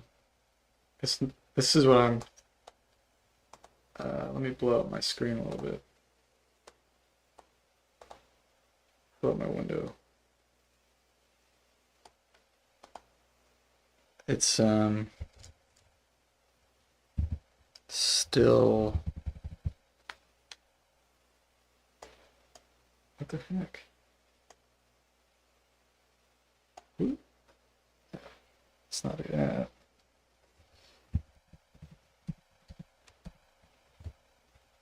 Why is this not showing up? There we go. It says up C, C sharp. That's already wrong. C sharp should be where down E, where down D is. So that's not the right file.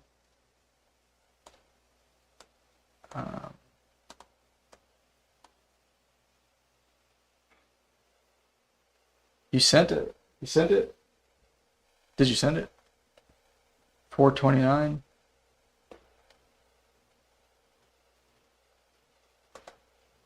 What?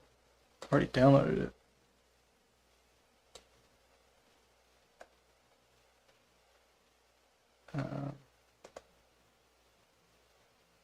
Oh, you put it in the Discord. That's fine. Get it on there if it's on there.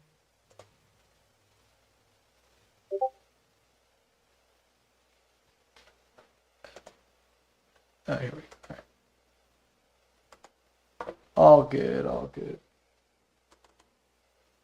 We're getting there. Alright.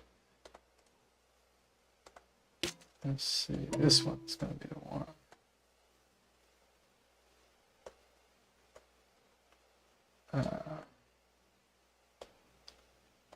Yeah, there we go. Alright, that's better. Yes, F sharp is down G, very nice. And up F is G flat. That's good, that's good, okay. Nice. Hell yeah. Now we're cooking.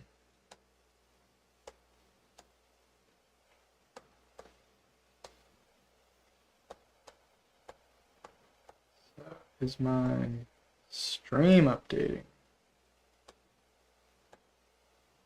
Ay, man.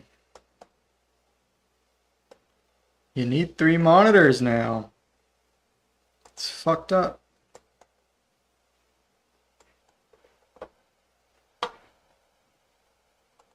Or I need to move my lumatone closer to my piano. I mean my computer or something.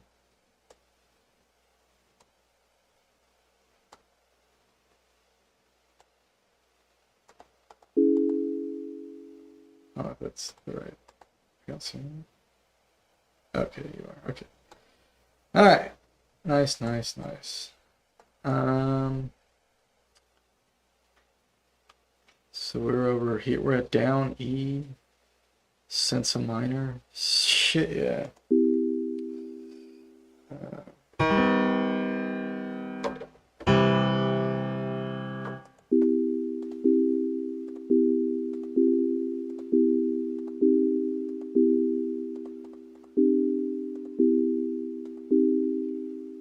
So down E flat.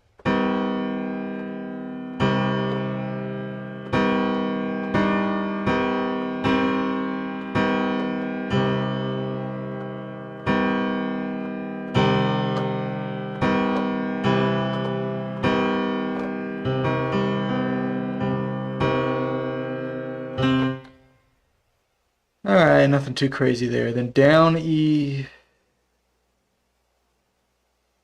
Oh, I played the wrong chord. Should have been down E.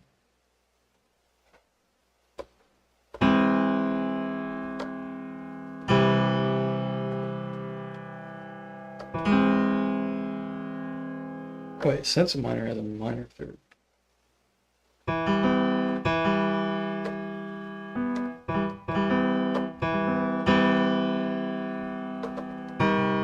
There we go.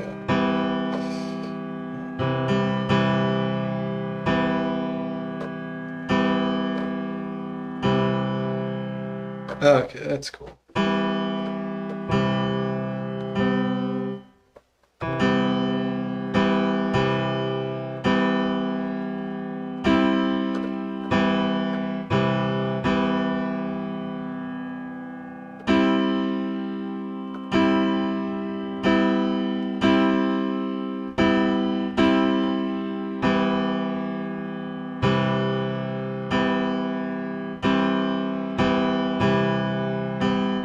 It's really just like the B resolving to the C, but that's cool.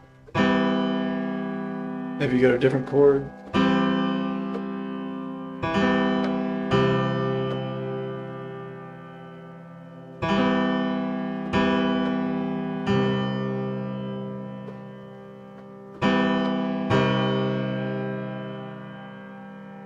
That one's cool.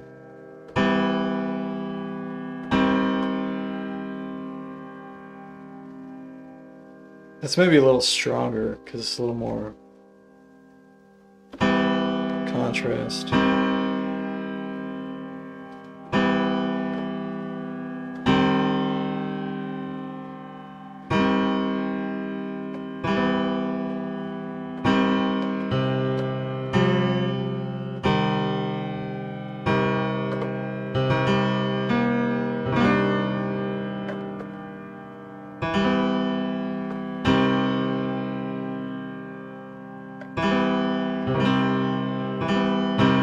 Nice.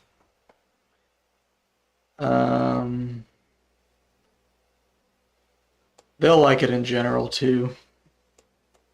It's good shit. Alright, this is quality fucking... It's a quality tool right here. Alright, that was the down E magic minor. No, sense minor, my bad.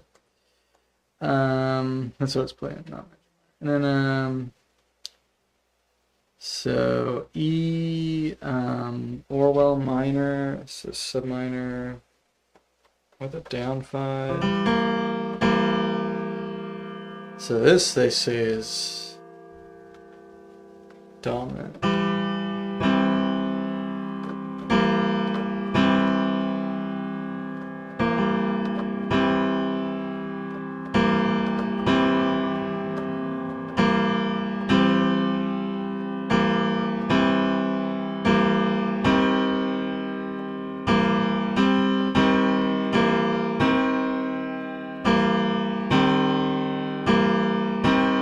I think that one's good, and that one's good.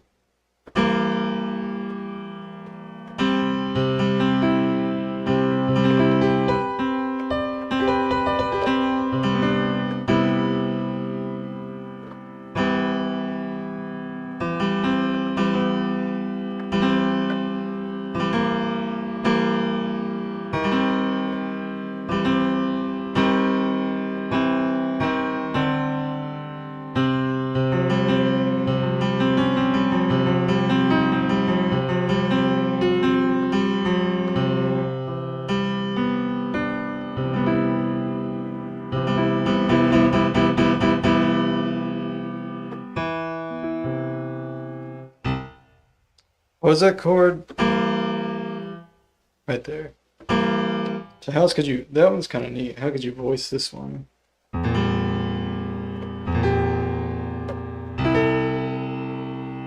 Oh, that's cool too. You can go to the C major 6 as well. That sounds pretty good.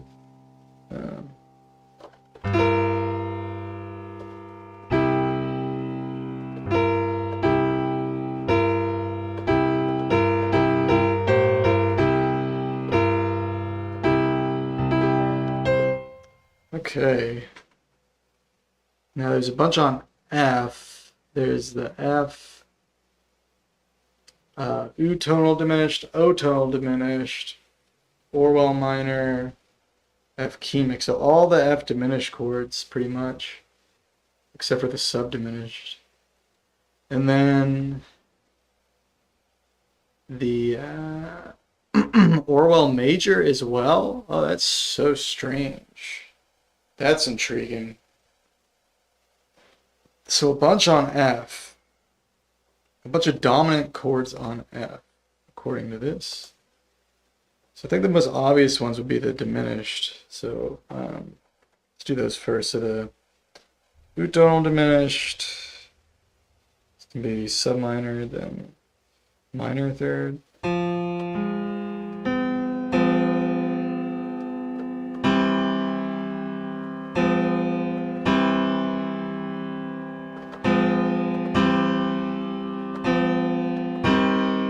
Oh, that one's good.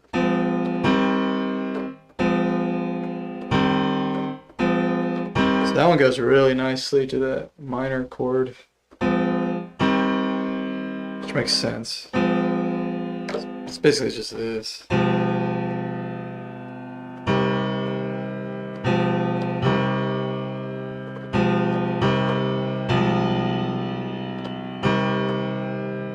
don't know. It sounds cool with the F on the bottom.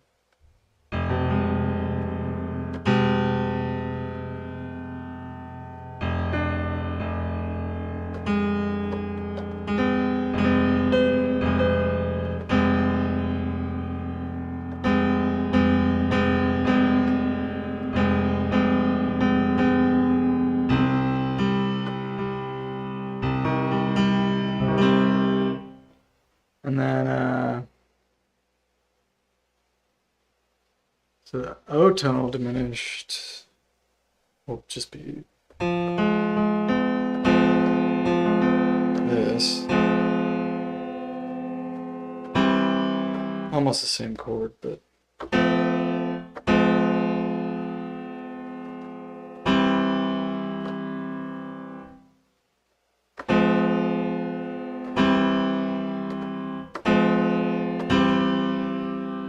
that one maybe goes to the super major a little more nicely. But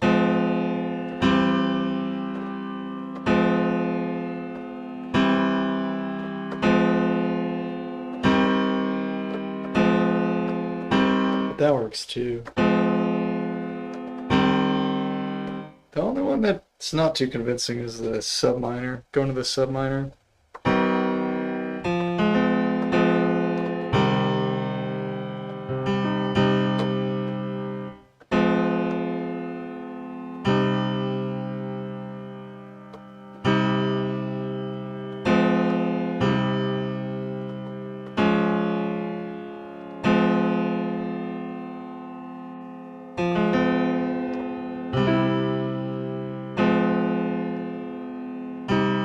That's probably the best one, though. So the minor wins with the diminished chords. Then Orwell minor should be interesting. We're going to have the sub minor third and the down five.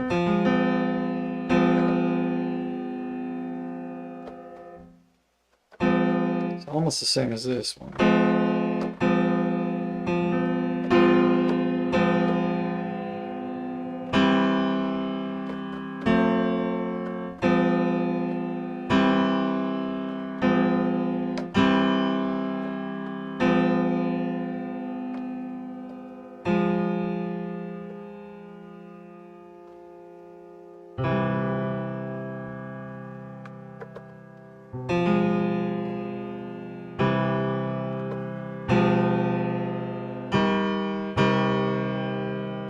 And once again, I think that goes nicely to the minor.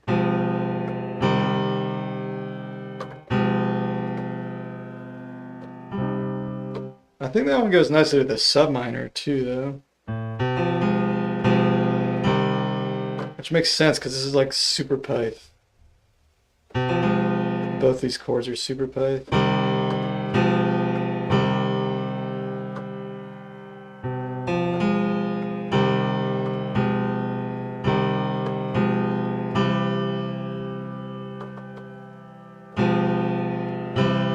and super major works as well. So the Orwell minor seems to function like a diminished chord in that context. Kind of like a funnily tuned diminished chord.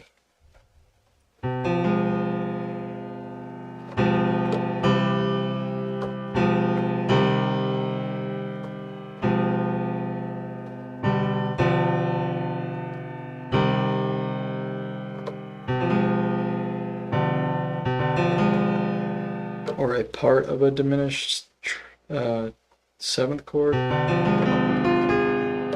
The full one would be this, which would be just a stack of subminor thirds.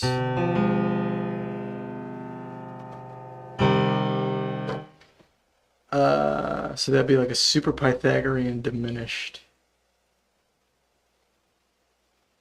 Should be like super flat thirds. Okay, very cool. That was the Orwell minor on the F. Then we have the chemic on the F, which is like a neutral-ish diminished. This is 2 minor thirds. So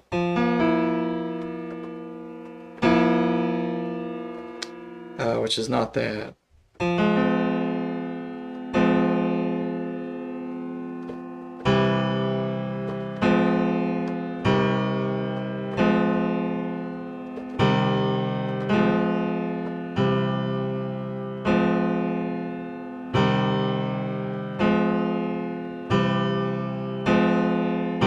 So the chemic chord is like between nice tone and super pipe. It's actually more like porcupine.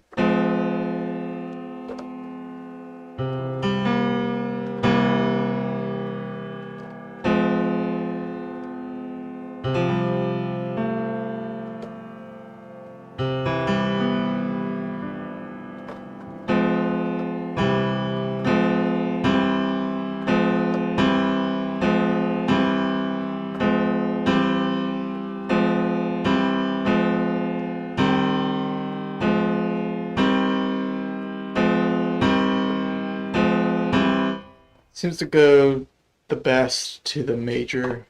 Seems to resolve most cleanly to the major triad. And then the Orwell major on the same F. This is the one I'm most curious about. So this could be major third with a down 5.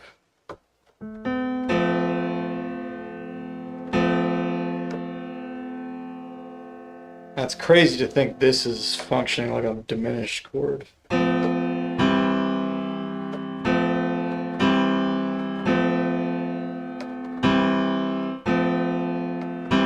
That is maybe the coolest one yet. That is probably the coolest one yet. And here's why. Because this is almost like exactly in between two like this almost sounds like a major chord going to a major chord. But it's on the 4.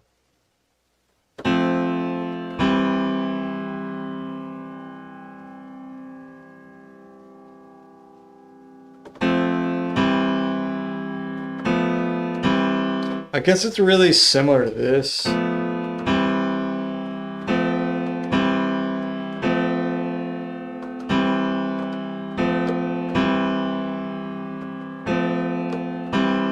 Yeah, I don't know, that one's very interesting.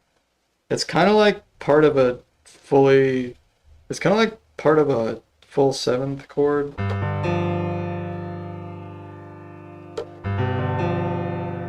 But like in Super Python with a 9.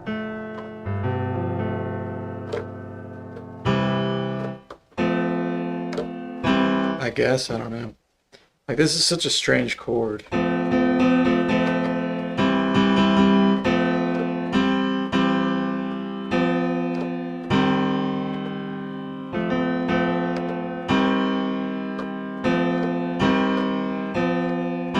It goes best to the major for sure.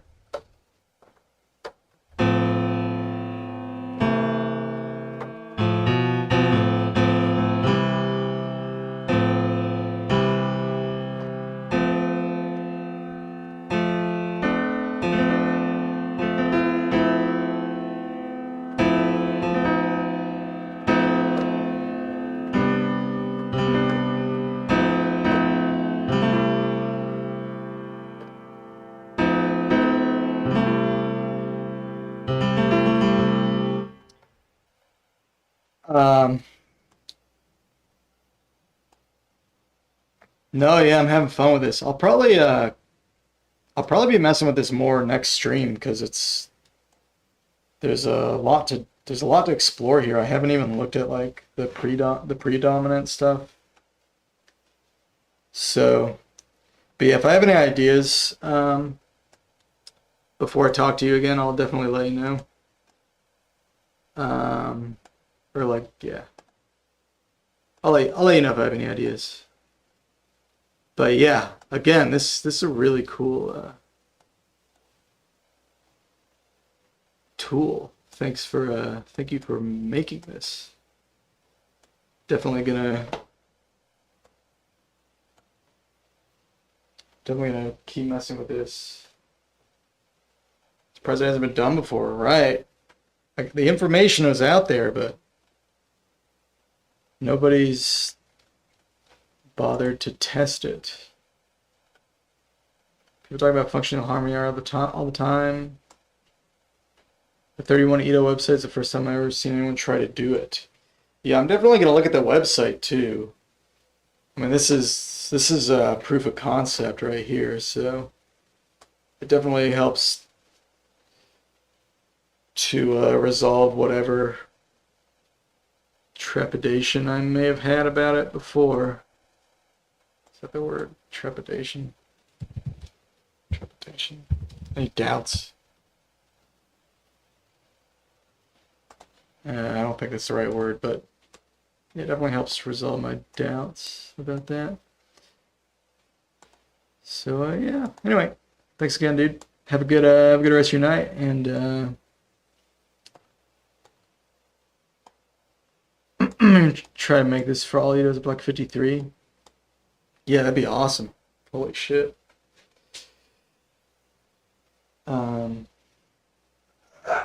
I wonder how hard it gets as you get further along. But I guess if you can do 31 already, that's kind of a good. It's like a good start. It's already pretty big tuning. But yeah, if you limit the number of chords, yeah, for sure. Right, yeah, you could just do the main triads and stuff. I guess as those other tunings get fleshed out more, I mean, I think that's more reason to actually do that kind of stuff. Actually, if you want, I can send you the 27 Ito triads as well. I'll put it all on a table or something and send it to you. I have the picture somewhere. But yeah, I'll put it down in text and like send you a table. Because yeah, we have those, and then Variable made them for 19, and Fitzgerald made some for 15. So I could potentially send you all of those. But yeah. Yeah, I can send it to you soon. I'm not going to do much tomorrow, so I might not send it to you before then, but we'll see. Definitely can do it on like Friday though. All right. All right, let's keep going. So yeah, I really like this one. That's the 4 Orwell major to the minor. That's pretty sick.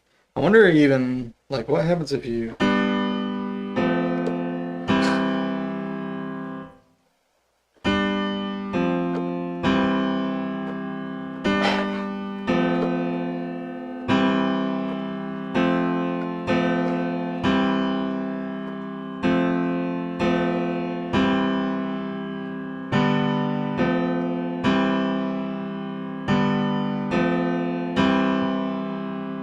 That's cool. It's like simple, but it's just slightly weird. Like,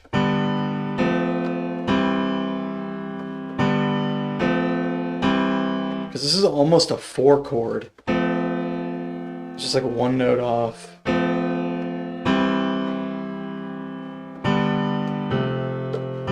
So that'd be 5-4-1. But here'd be 5 to the Orwell 4.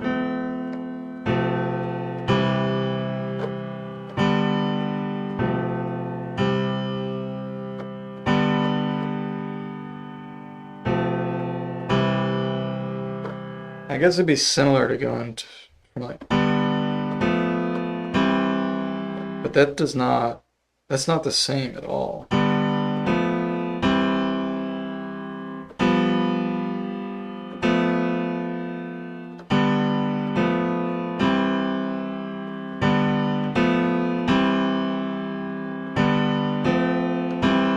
Damn, that's cool. I like that one. I like that one.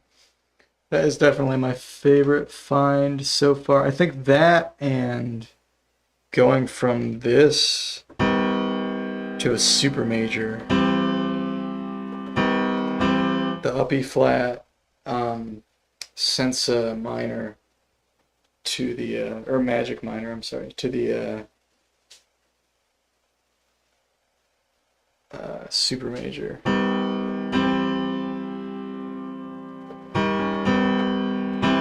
Is it magic minor or is it Sensa minor?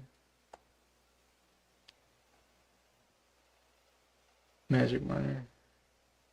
There's also one on magic, it says. I don't know if I don't even remember that one.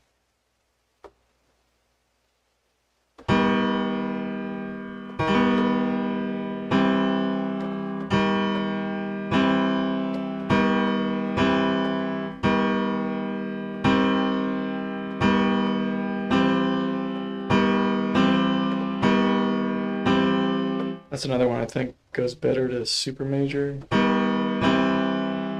That's fine though.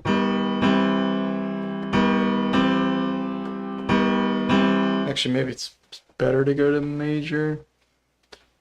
Okay, so then on the G flat or the flat 5 or the up 4, we have the subdiminished is a dominant.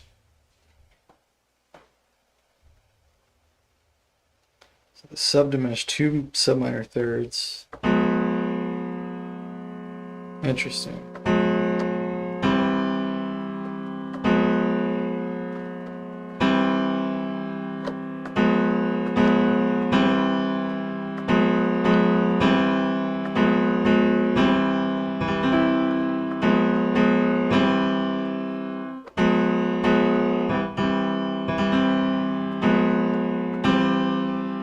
That one sounds good too.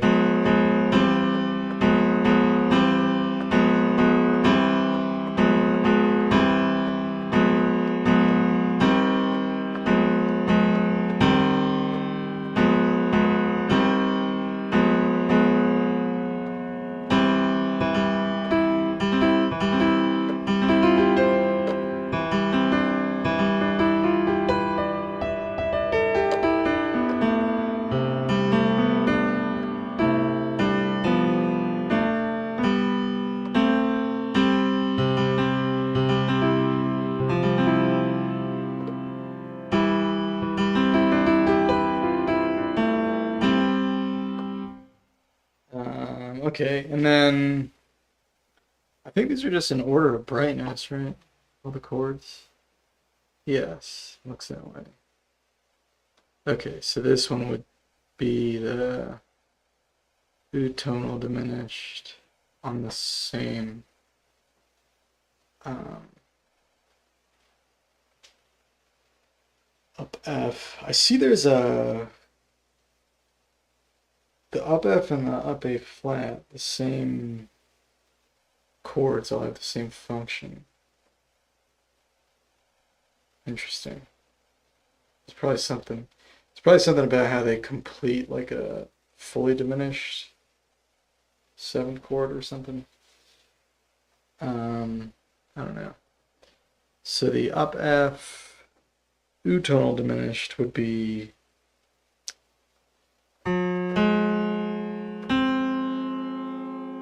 that's major.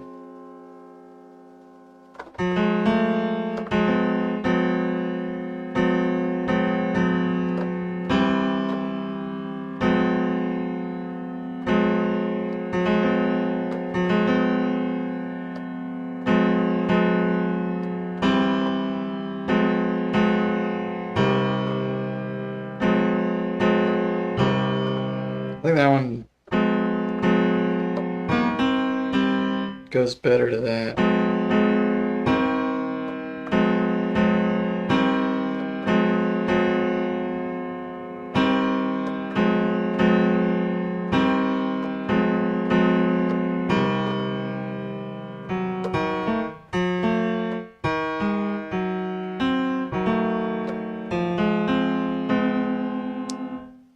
What was it? Up F?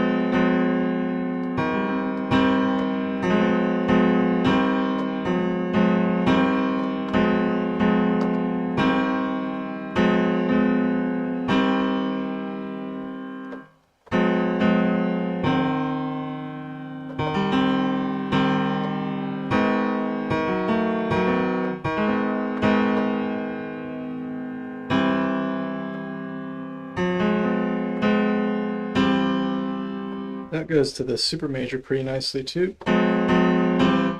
Okay, and then up F, O tonal diminished would be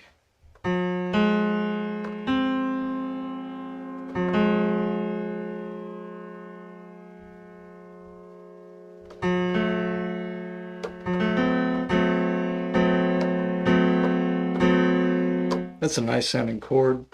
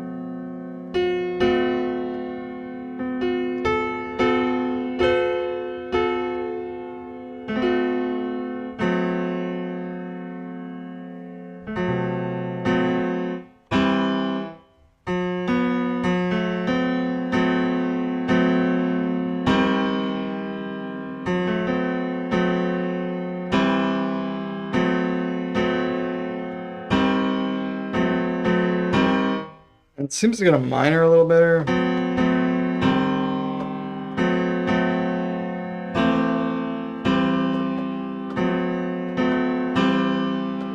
And super major.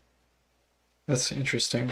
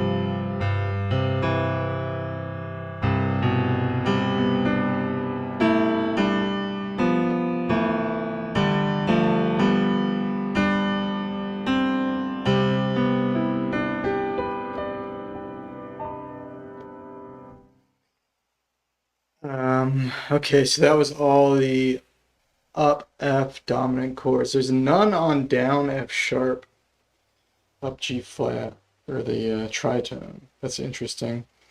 But there's two on F sharp, down G. One is on the super major. So the super major chord is a dominant chord as well as No. What am I saying? I'm on. What is 22 Ito? When you split the octave up into 22 little pieces that are all the same size. That's the 22 I speak of. But yeah, Paleac made this web app to find functional harmony in 22 Ito. And so I've been messing around with it, and so far it's really cool. Already found some cool chord progressions I've never thought of on my own and probably never would have. So it's pretty neat. And I'm going to go through all of these. Dominant to tonic resolutions. I can probably finish that tonight. Doing all the dominant to tonic generations. Can I generate the Scala with the same website? No, you don't need to though. You can generate it with Scale Workshop. That's kind of an idea, but this is the full, we're looking at the full tuning. But like if you click on one of these, and then it just plays the chord for you, and it tells you its function. So basically if you go from a red one to a green one, it's going to sound good. From a dominant to a tonic.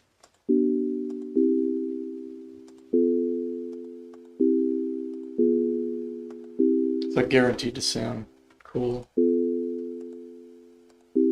My favorite progression I've found so far is this one.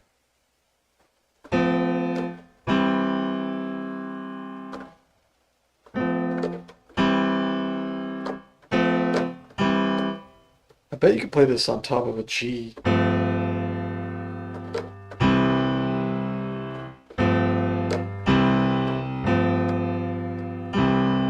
It's almost like a suspended chord.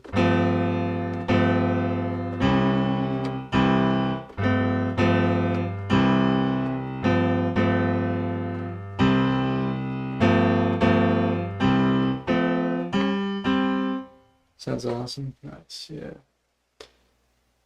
So yeah, I'm going through these and playing them. So this is a super major on the down G, So we would have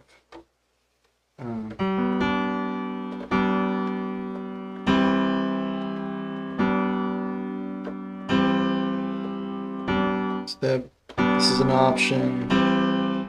This is an option. This is an option. This is an option. That one doesn't sound as good though.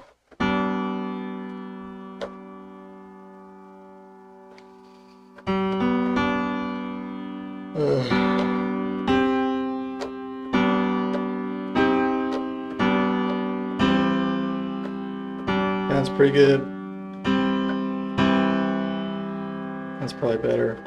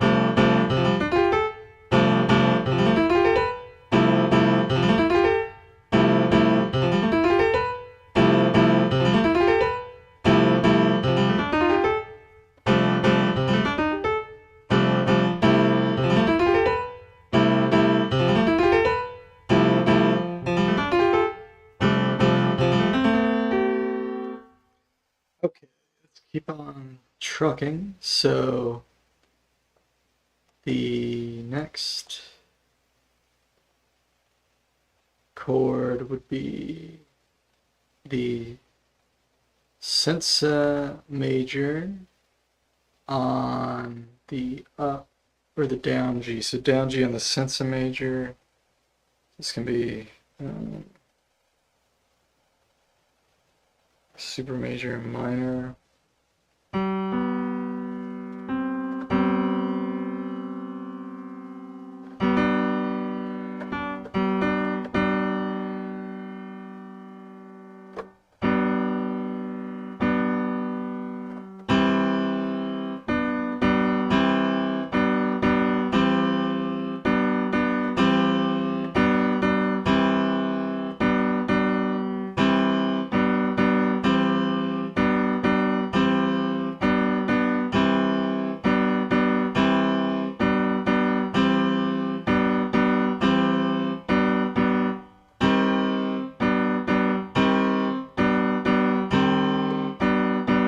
That one doesn't work. That one does. So does that one.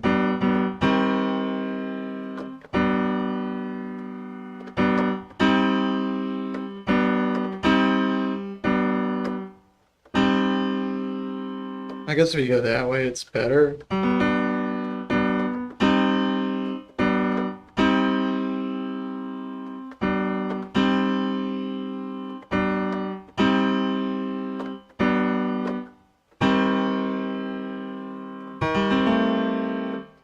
Okay, that one's pretty good too. So the sensa minor or major on the down 5, and we have a bunch on the 5, of course, but we have one on the major, of course, one on the super major, not a big surprise. Then we also have one on the Orwell major, and we have one on the augmented, sensa major, magic minor, magic major, and sensa magic. So we have a bunch on the 5. So I'll do the Orwell major first. So G Orwell major, it's major and then with a sub 5.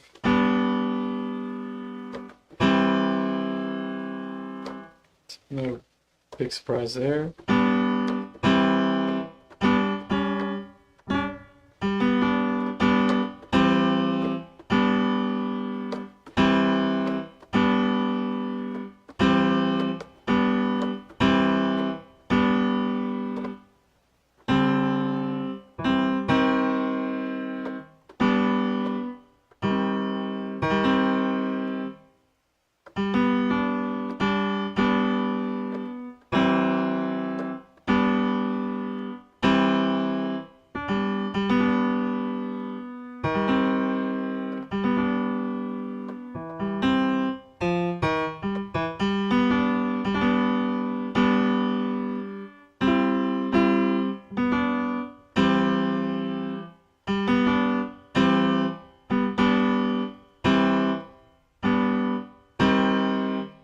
Goes to the major and the minor just fine.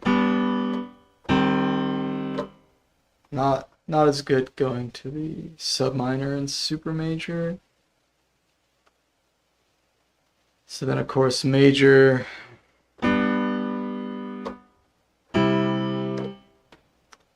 sounds great, and then super major. No surprise there, also sounds very good.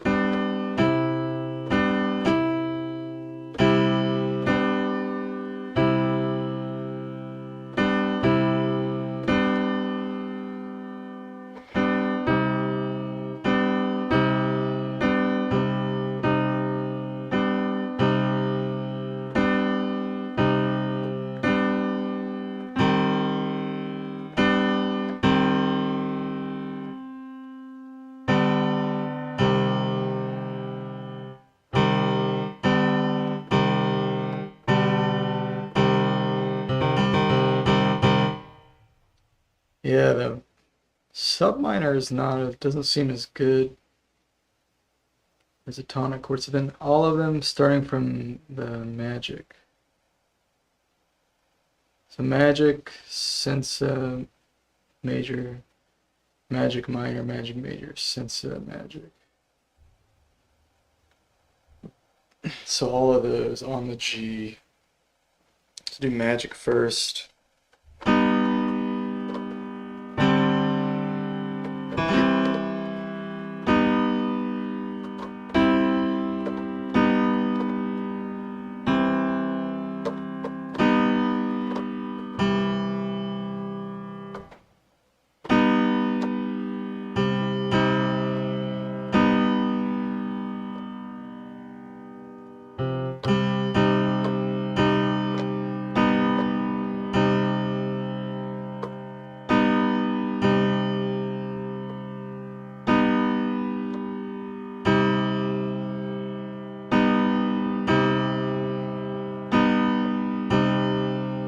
Kind of an interesting one because sub minor third is in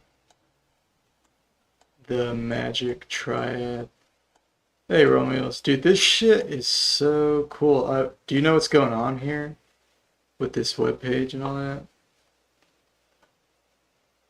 Paleac made this functional harmony app. Yeah, this shit is so cool. He even put all the I put a couple links. I can share the most recent version with all the chord symbols too. I don't know if you want to play with it.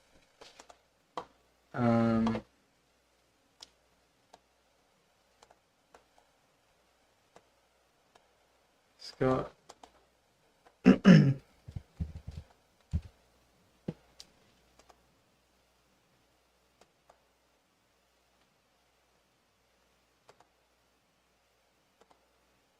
I don't think you care about the temperament names, but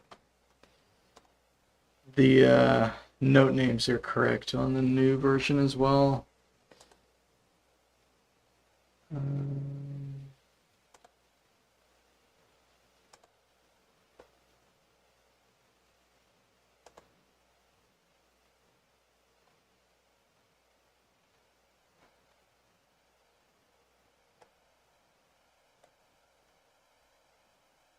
Yeah, it's not been super productive, but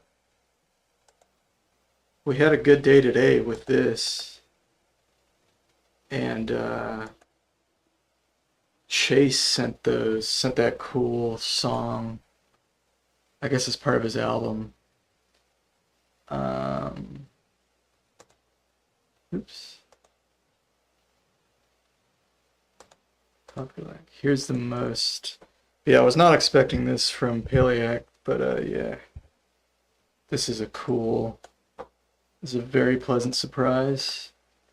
Yeah, he literally like messaged me like earlier today when I was at work with this 31 Ito functional theory website, and he was like, just tell me to check it out, and I was like, it'd be cool if you did something like this in 22 Ito. And I'm like, yeah, I'll check it out later or whatever.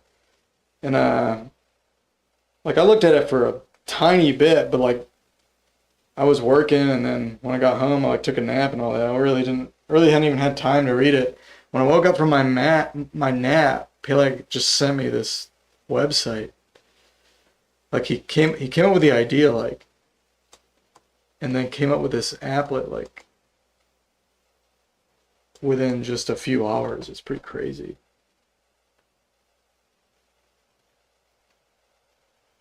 During the course of tuning of the year, you notice you can't stick to one tuning. It's hard. It's definitely hard. I think I was able to focus on 22 in part because the limitations of the linnstrument.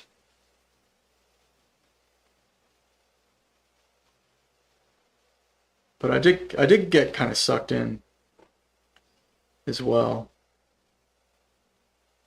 But this is really cool to have some more 22 Ito stuff to chew on. I like doing this a lot. This is cool. My favorite chord progression so far I've found is this one. So F, Orwell major to C major. That shit is so cool. It's cool because it almost sounds not. It almost sounds like just two major chords. Like it almost sounds like an F, but it's not. It almost sounds like a G or like a. It almost sounds like this. I don't know. It's just a different. Like a unique flavor of a not super obvious like 5/1 type of thing. The efforts I make relate to many tunings at once, generalizations and stuff. Yeah. Well, I don't think there's anything wrong with that. I think being able to think like in broader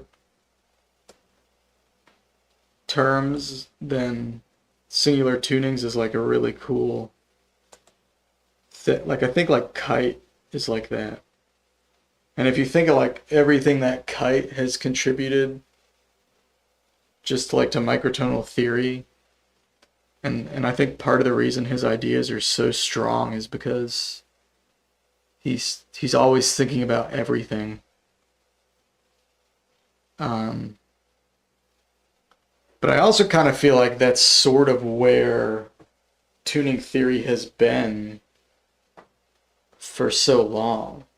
And maybe I don't know enough of the history to know if it's really gone in and out of different phases of that, but it really feels to me like we're kind of coming out of this like super broad focusing on everything about tuning, all the RTT stuff, like we're figuring out ways to relate all these different tunings without really knowing much about the individual tunings.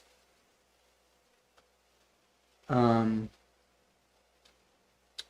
of these progressions I've analyzed in other tunings, so this has value from a more general standpoint as well. Yeah. Well, he's saying he's going to try to make these going up to like 53.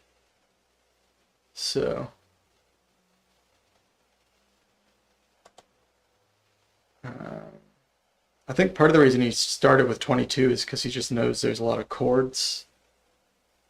Like he knew I could just plug all my chords into this. They're more phenomenal like lamplights, just Shazam, have you seen that theory focusing on one framework?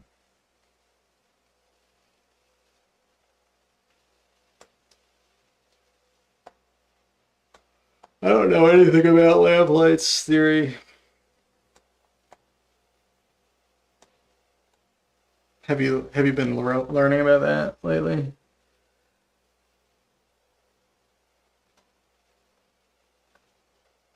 Do you think it's worth like looking into? I don't even know how to learn about it except to watch more of their videos. It's very good for JI stuff.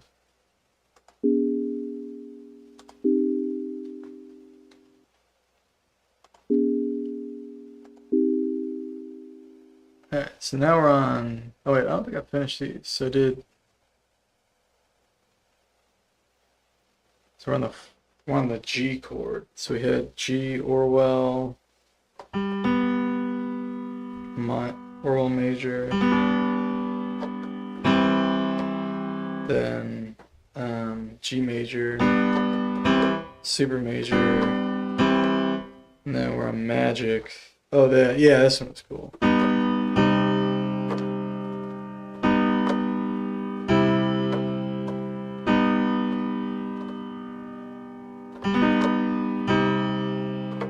I like that.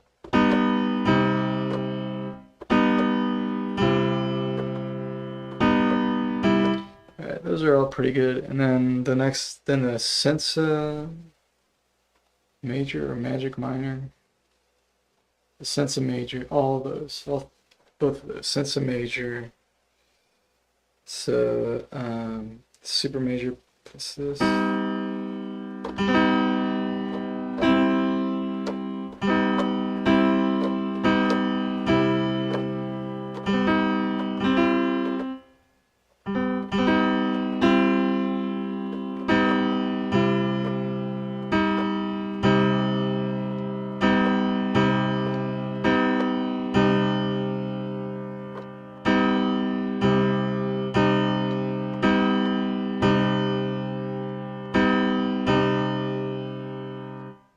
That one's weird, but I think that could work. It's hard to find good resolutions to this subminor triads.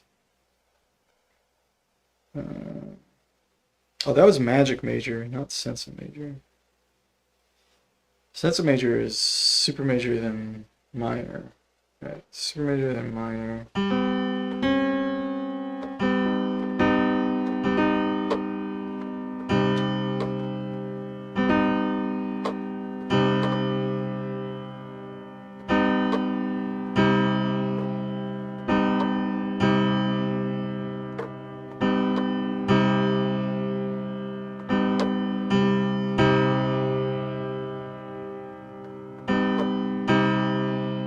So I think basically this puts every augmented family chord on a G as a dominant, classifies every one of them as a dominant, because the augmented family is magic, sense of magic, magic major, magic minor, but then it also puts in sense of major, which I guess makes sense, but not sense of minor. And then it puts Orwell major in there too. Yeah, every augmented type chord and then a couple other ones, all on the 5. That'd be magic major. So they have magic minor in there too.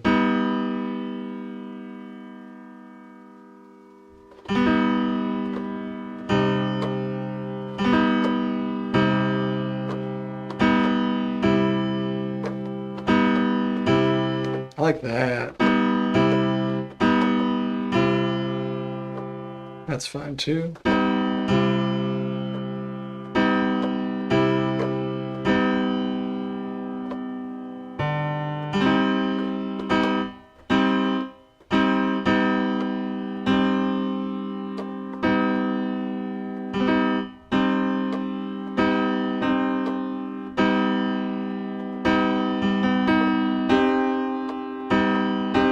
Maybe that.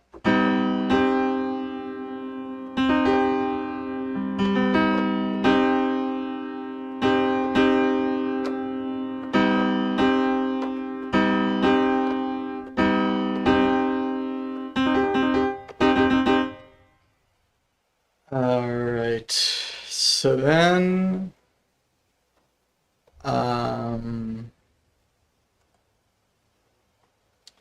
yeah, we're planning on doing a 22 Ito album, I guess. We'll have to start working on that, I guess. I actually have some ideas for the stream too after the contest is over. I'm thinking of trying more, like adding more events to this stream. Because so far this one's been fine. I don't think I've gotten a bunch of subs for it or anything, but people definitely send me music. But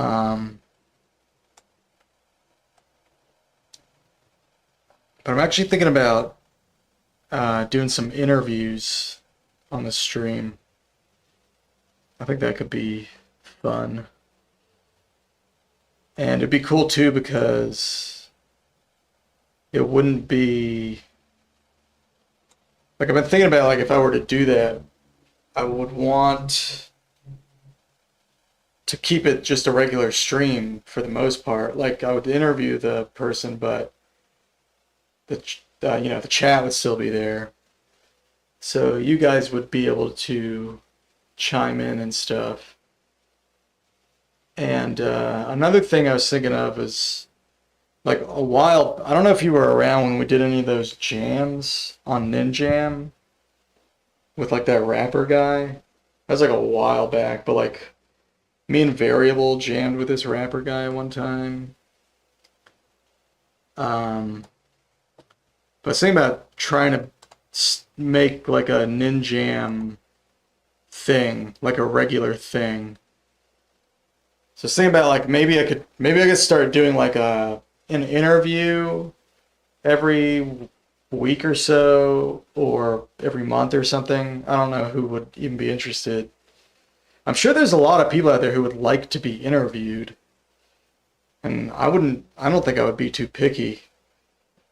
As long as like there's somebody, as long as it's someone who's like involved in microtonal stuff and has either music or ideas or both, so we would have something to talk about and share that other microtonalists would be interested in.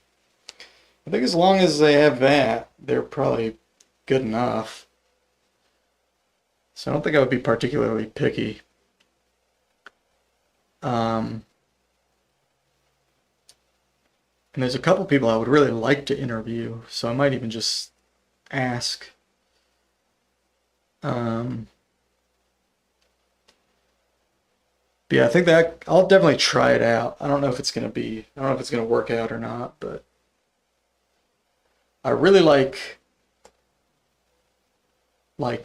Mark Maron's podcast. I think he's a great interviewer. And I'm also a fan of Howard Stern. I like his radio show. He's a legendary interviewer, obviously.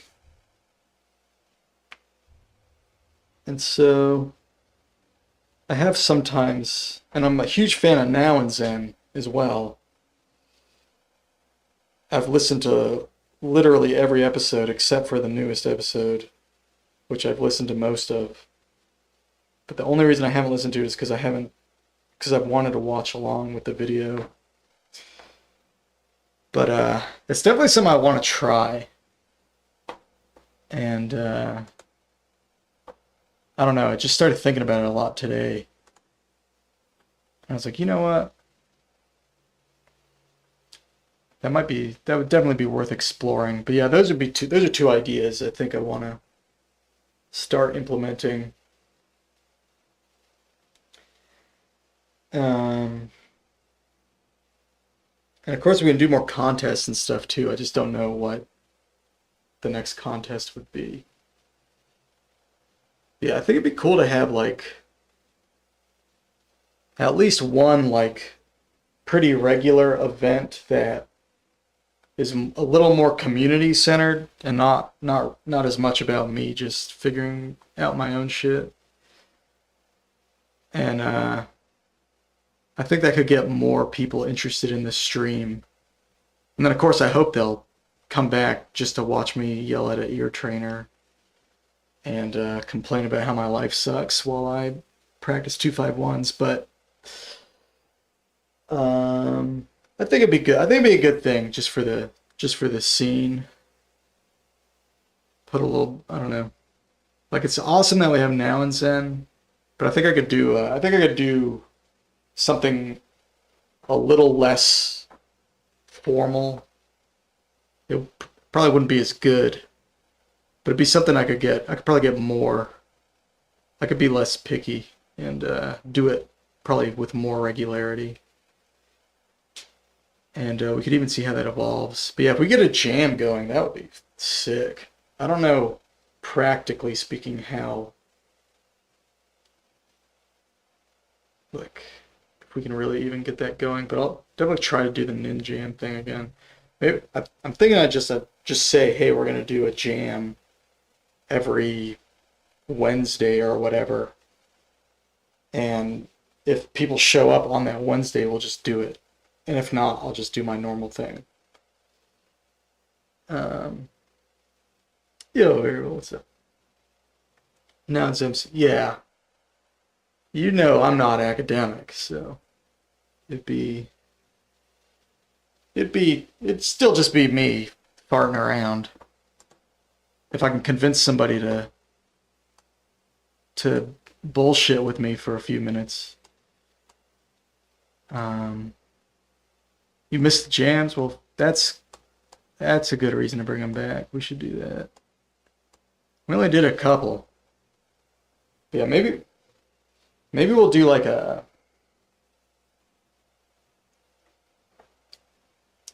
your interviews could fill a gap where random Zen enthusiasts could just spread their ideas. And yeah, that's what I was thinking. Like, it'd be cool to just have another avenue for people who are into this stuff to get featured. Because, like, really, Steven's the only person who does interviewing with any regularity. And he's already so busy. And I think he's also, because he's done it for so long, and he edits it down and all that. I think he's pretty picky with who he has on now. Pickier than he's probably always been kind of selective, but I could be a lot less picky. Because I could do it like once a week. I'll literally just have anybody on who has something to do with microtones. And I bet we could find a lot of cool like music and cool ideas. And just get to know the community better too. So I think the way I'm gonna do it is I might ask one or two people just to get it kicked off. But then I might just post on the Discord and the Facebook groups, like, hey, I'm gonna start doing interviews. It's gonna be at this, day or time maybe, or I don't know exactly. But I'll tell them I'm gonna do interviews. If you want to do interviews, here's the qualifications. If you have music out there that we can check out, and or you have some theoretical ideas you would like to talk about, you can come in, and it'll be very unstructured. I don't care if it's they're there for 10 minutes or 4 hours or whatever. We'll just like have a day that we do interviews every or whatever. Oh, 4 hours is probably too long, but it'd be cool to just have somebody else to come in and hang out. And like a while back, like Abnormality would call in on Discord just to talk about JI stuff, and that was really cool. So, stuff like that would be really cool to do again. But yeah, I don't know. I don't know if people are going to be interested or not, but we'll find out. I'm leaning pretty strongly towards doing it. I think I'm at least gonna try it. Sonobus for jam, but we have to hardwire. I don't know what that means. We did Ninjam before. You can do that on Reaper. Oberlunen has to be the first guest? What the hell? Why? He's not a microtonalist. I just want to hear his voice. How's that interview gonna go? Hey, man. Hey, can you do more 3-4-3? Yeah, we'll do it. So how'd you get started in 3-4-3? 3-4-3 is in every number. I don't know. I shouldn't make fun of him. He is the greatest thing to happen to this stream, to be fair. We are so lucky. We are so lucky. Okay. Put Oberlunen on the day after deciding who wins the 343 contest. Mr. Leaky was the glue holding us together, so maybe him. If Mr. Leaky wanted to do an interview, I would let him. I mean, I would interview Oberlunen. Why the fuck not?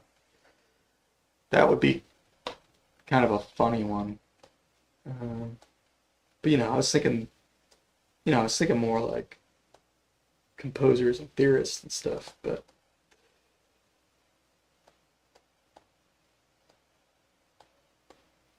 yeah, I'd pretty much interview any of y'all if you really wanted to. If you had something you wanted to talk about on the stream. Because I know most of you guys are know a lot about microtonal music, so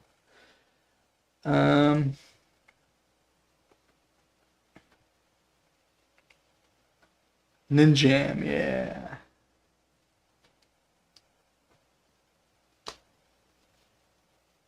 Alright.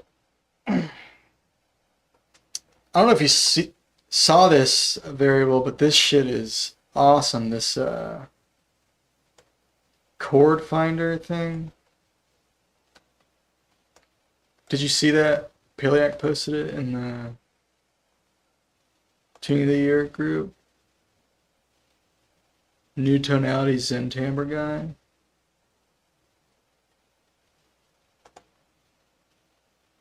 Yeah, I don't know who that is, but yeah, if there's anyone y'all want to get interviewed, then like that guy, maybe I can try to find their contact info and just ask. Yeah, like you can click on like this. It's just like the dominant to tonic style resolution.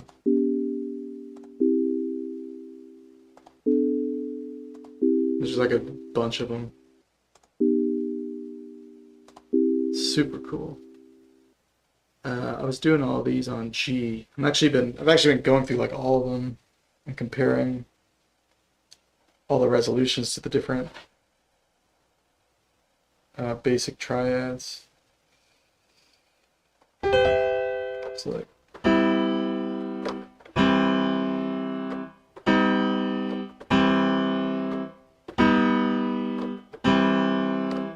basically like every augmented chord on a G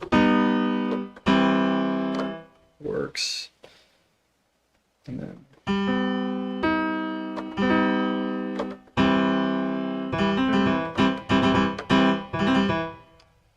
I did post a link up above to Google Drive HTML file. You can download the file and just drag it into your browser and it'll load up. Okay, so now let's do these A flat. So we have diminished, O tonal diminished, chemic,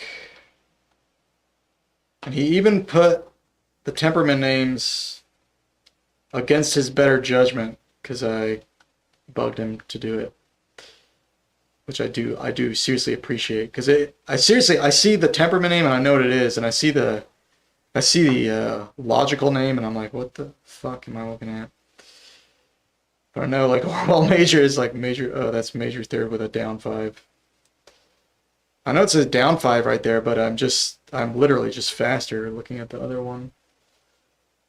I just know the other ones. All right, so O tonal diminished on an A flat. So minor, sub minor.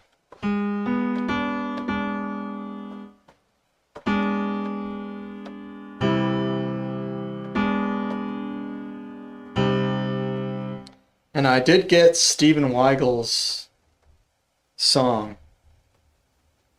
I haven't listened to it yet, and I'm gonna wait till the contest, but he did send it. So very exciting, very exciting.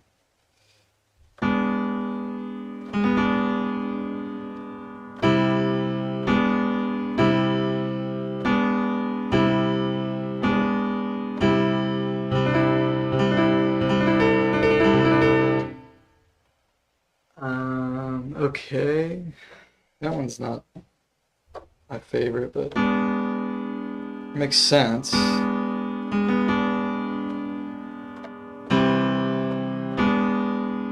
Try going a minor. That one's better.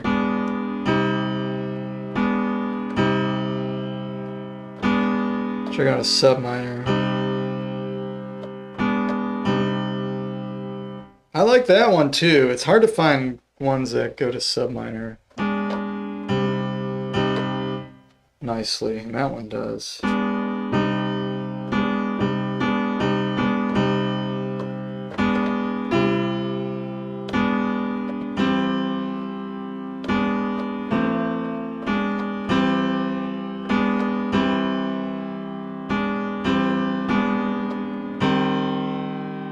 Yeah, that one goes to sub minor pretty nicely.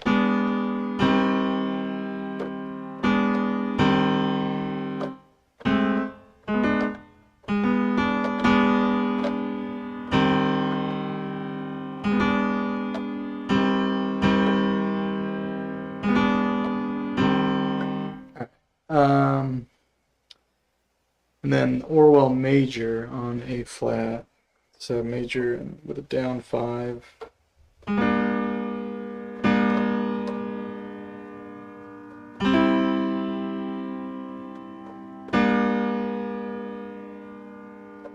That doesn't sound right. That's what it says.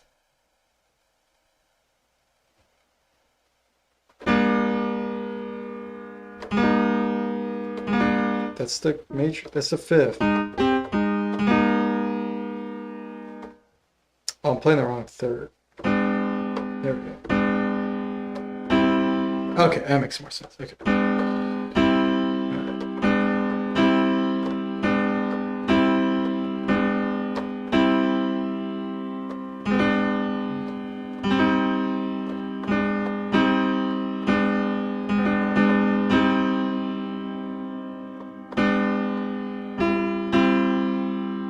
That one works pretty good.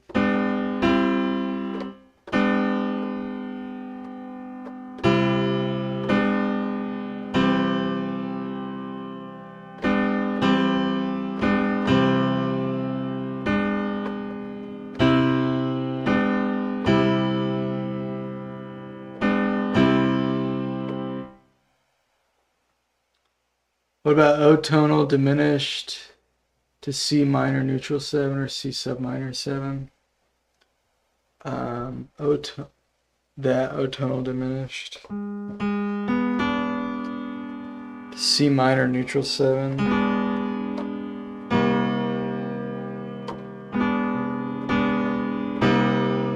Ooh, that's nice. That is nice, yeah.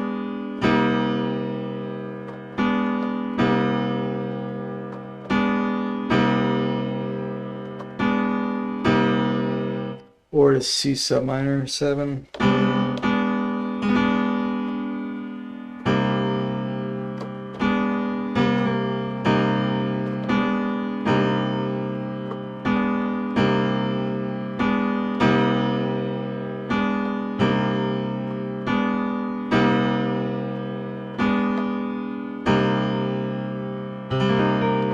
I feel like that one wins the war of the two.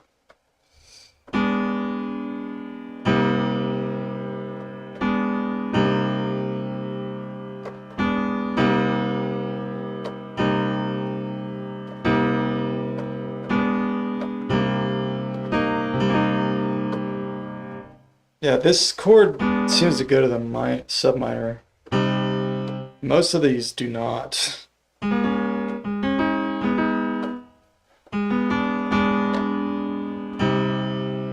It goes to that one fine. Interesting sounds, yeah. It's cool though, don't you think they all sound like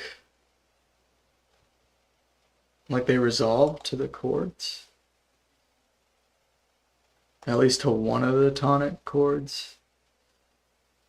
Alright. Then we did Orwell major already. Okay, so that's all the A flat chords And then up A flat, we have the darkest three triads, so the subdiminished, the utonal, and the otonal diminished. So the subdiminished is just this.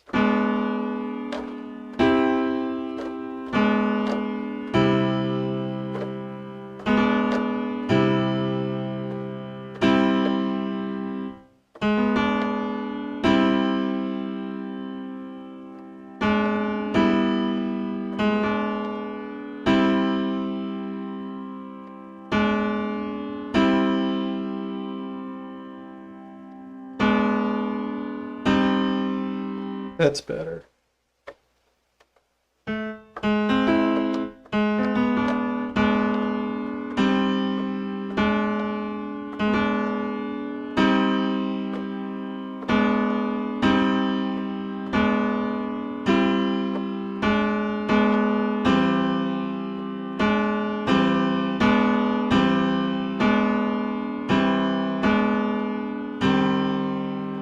This also goes nicely to the sub minor.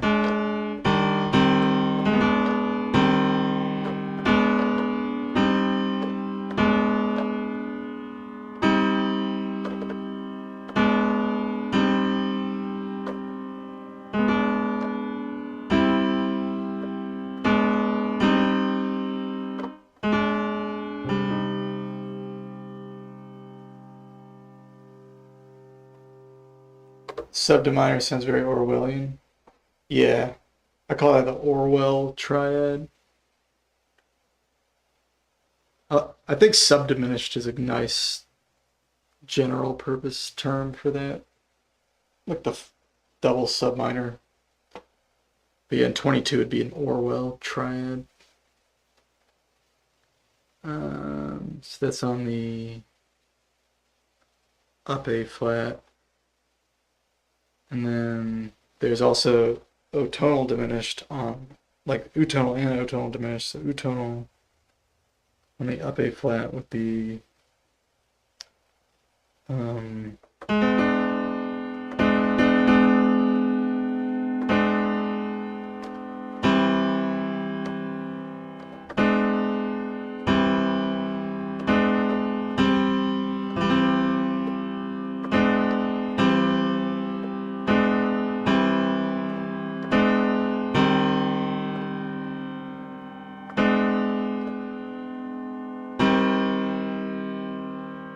this one, I think, goes better to the major chords. I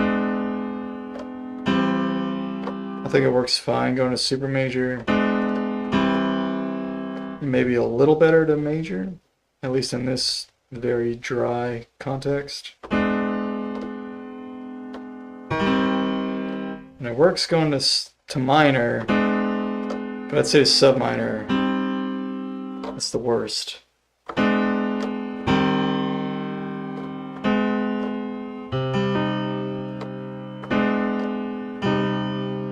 But I guess it kind of works.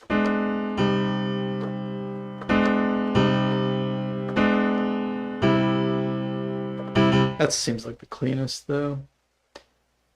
This is an HTML file, and you can download it.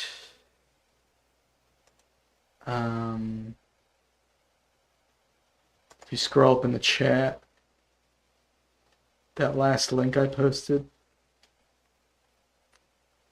to the Google Drive, you can download that HTML file and you can drag it into your browser and it should work. Oh, I still got it. So you just drag that, download that file. It's just an HTML file, and just drag it into your browser and it'll load it up. And this is a 22 Ito chord function table. So it relates everything to one tonic, and it assigns all 16 triads, tertian triads of 22 Ito, some function based on basically the ideas of this website that Paleac found. And the website was actually about 31 Edo. He just applied most of the same ideas to 22 to generate this table. And I am testing these out. I should update my Twitch stream title.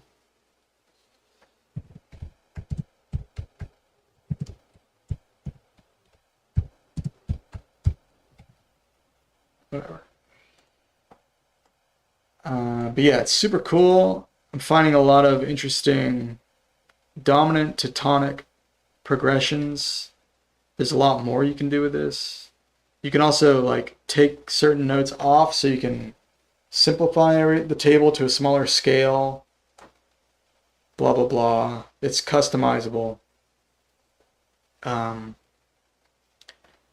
just want to go through and literally play all of the all the dominant to tonic progressions that are on here,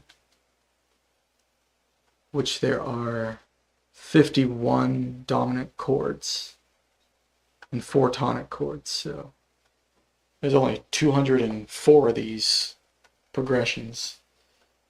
So I figure that's enough for one stream, I guess. Basically to see if I find anything interesting, and I have found a couple interesting ones. I'm noticing around the A flat region, chords in there seem to resolve a little better to the subminor chord.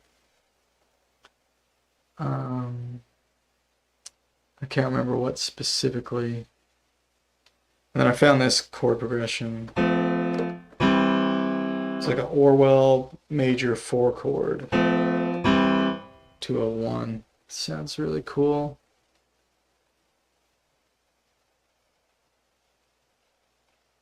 Anyway, we are on, okay, O tonal diminished. Oh, I think I skipped the U tonal diminished. So the U tonal diminished on up A flat would be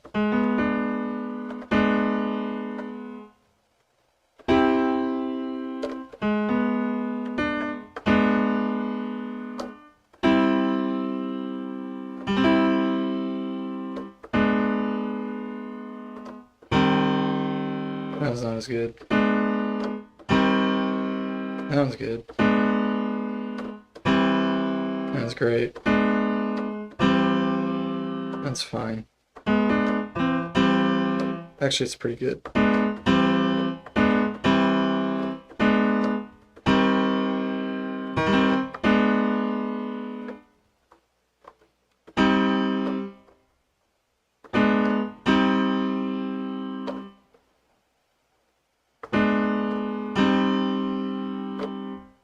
I think part of it is like how you voice lead into the chord too.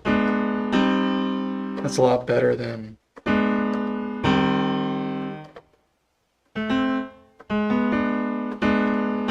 whereas that's fine. Oops.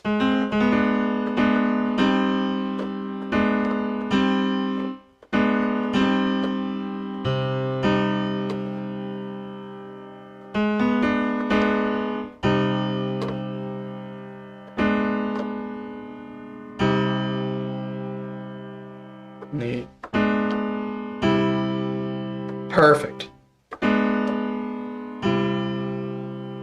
Less perfect. Okay, so that's all the up A flat dominant chords. Then down A, only the subdiminished on down A. Only the subdiminished is a dominant chord. So subminor, subminor. That's magic.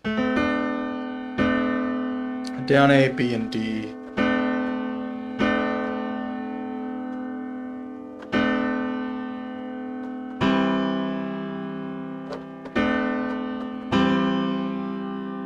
That's pretty good.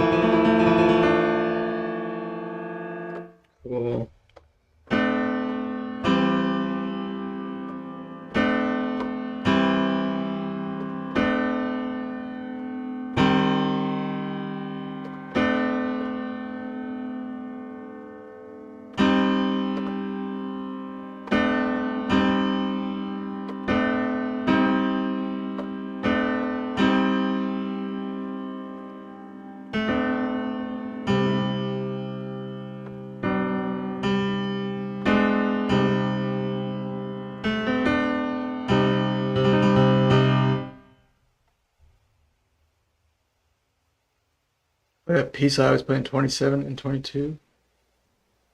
Which one? The one where I sing or the one that I don't?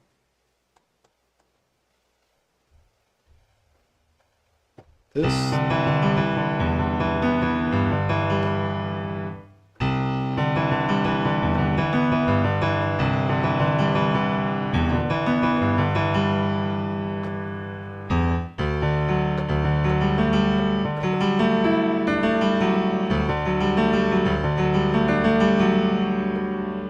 My right arm is kind of messed up.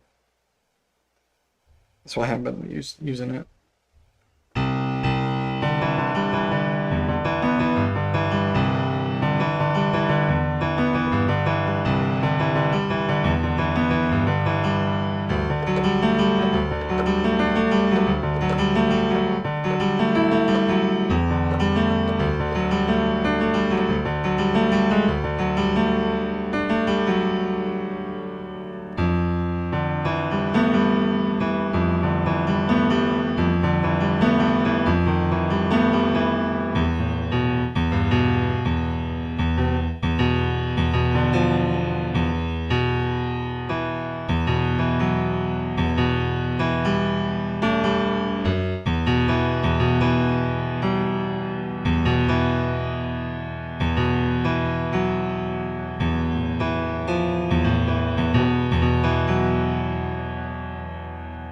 This part's kind of hard to play, I don't know why.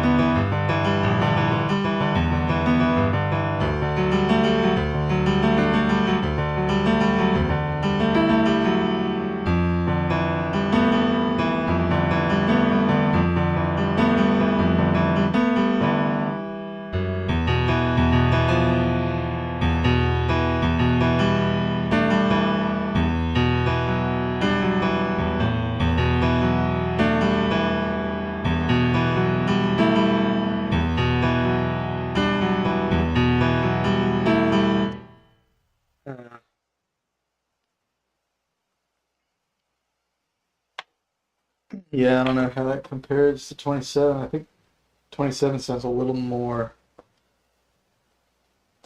I don't know. Let's see.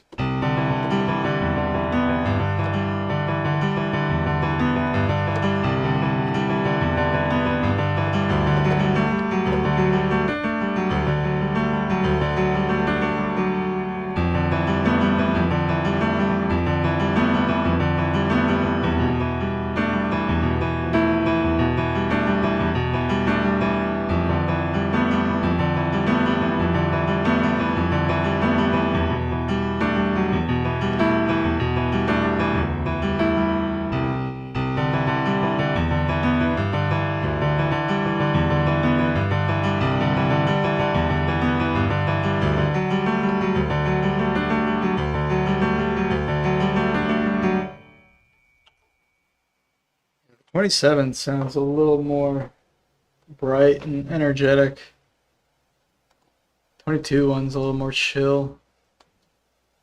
I mean, I can play it better in 27 too. I'm sure that doesn't hurt.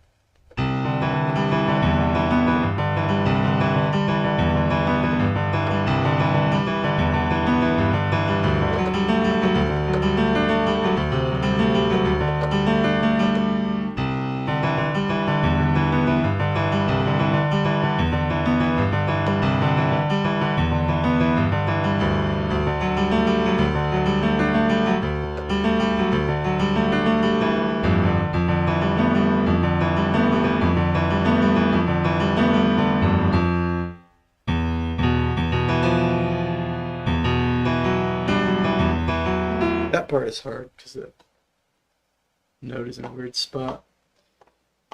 Yeah, definitely sounds better in 27 anyway.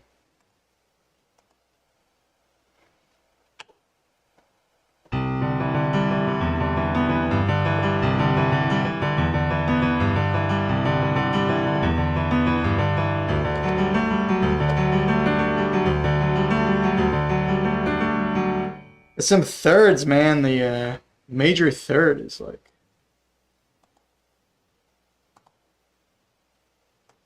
That's a 400 cents is a good major third. Just it's got the right amount of drive.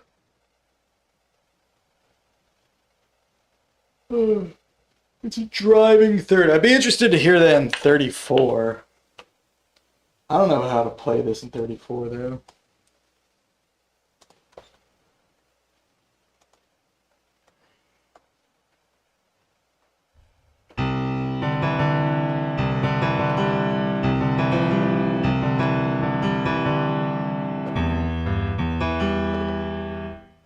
Oh no.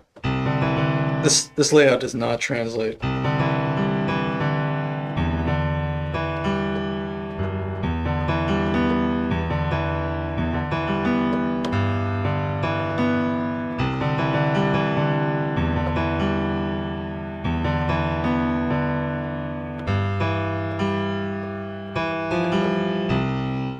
I gotta like remember the notes.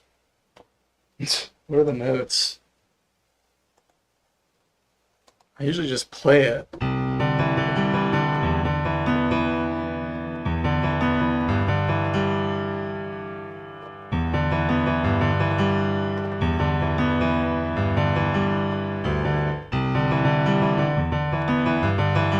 The good news is it's just a C major 7 chord with the 9 in the middle of it.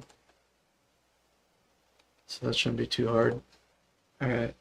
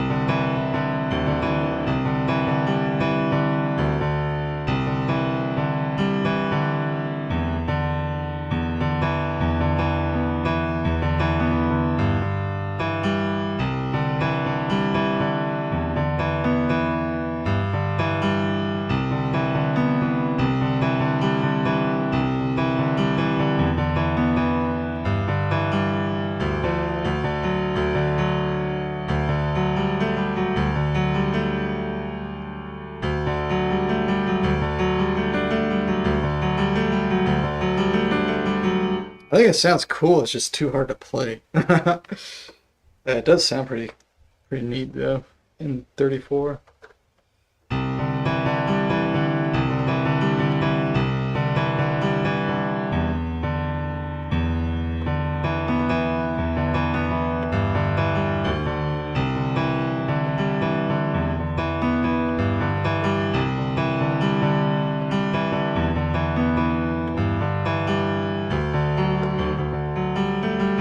His chord sounds so good.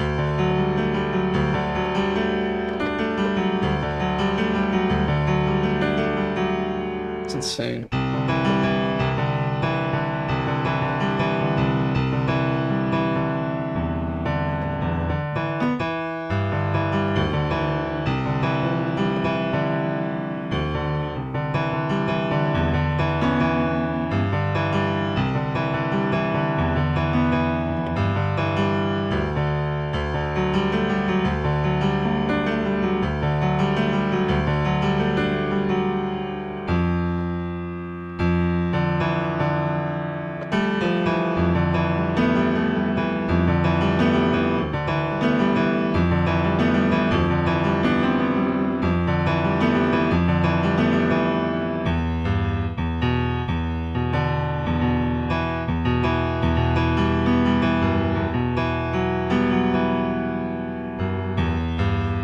Yeah.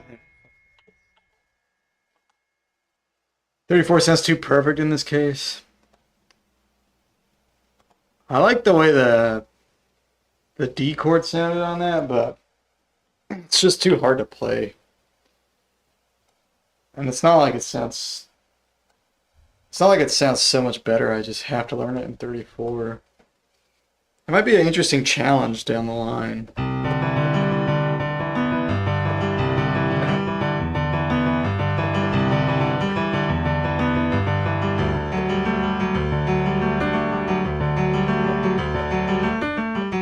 But there's like a little hint of like sadness that I feel like does not come out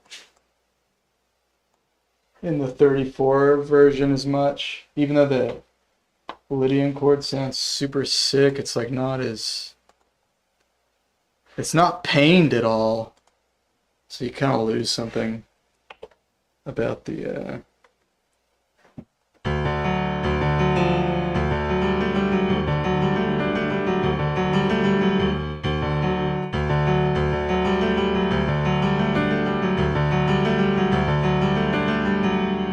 it's like it's a little too bright. Whereas this got the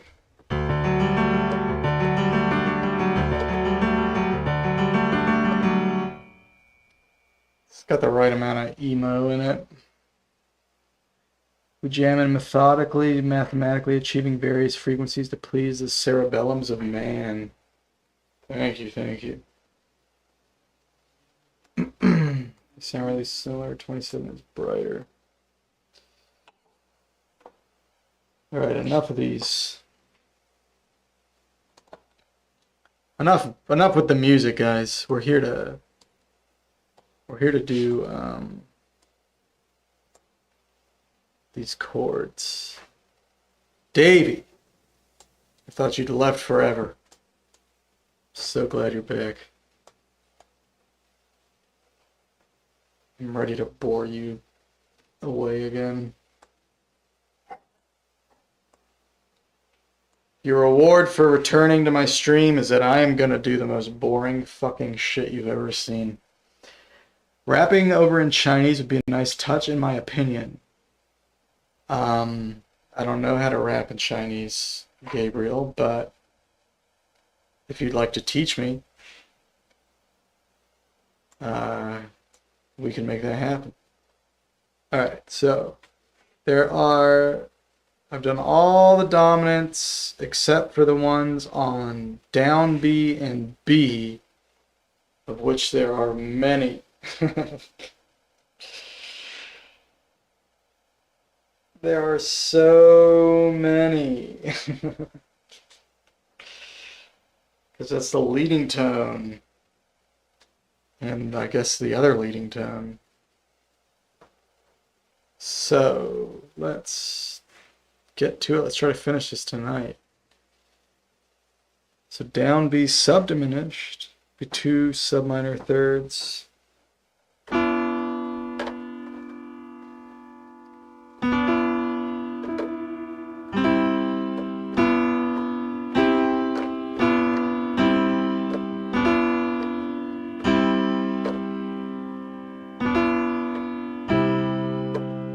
Okay, I don't know about that one.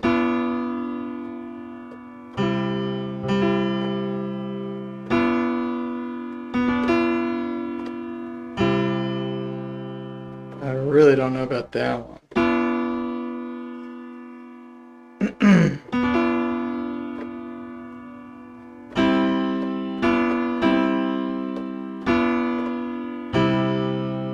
I guess that one.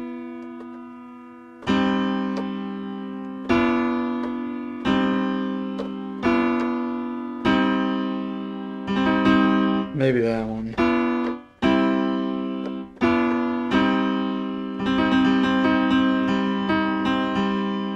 Okay. So that one doesn't seem to be the most versatile dominant chord, but whatever. Okay. Then eutonal diminished.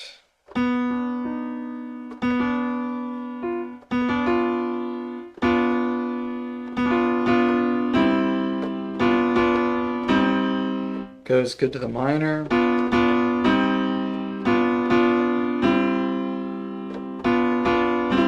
Seems pretty good to the super major.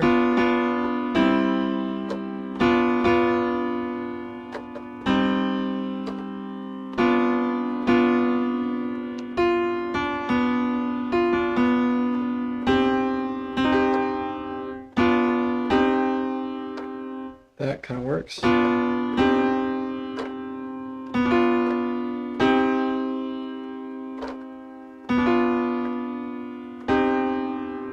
So these all work.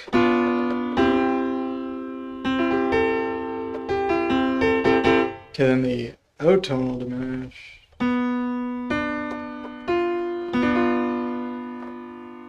Is that not what I just did?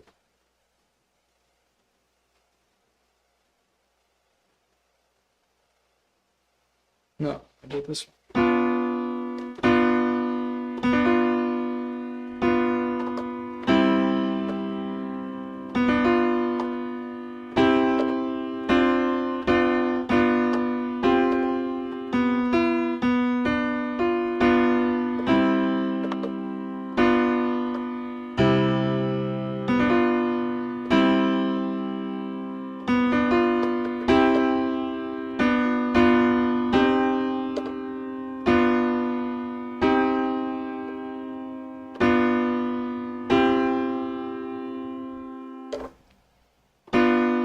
Works on all of them except this one.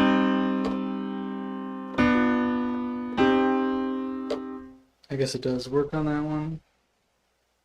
Kinda.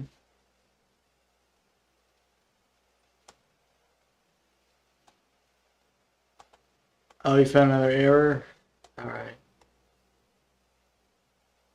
I'll have to go fix it.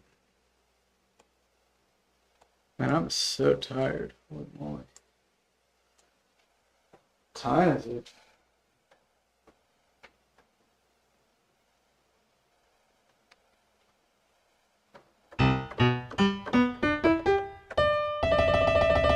There's so many left. Ah, fuck. I don't even want to do this right now. I did a lot. I did so many. I think this is a multi-day thing. And I didn't even look at like any of the other types of chords.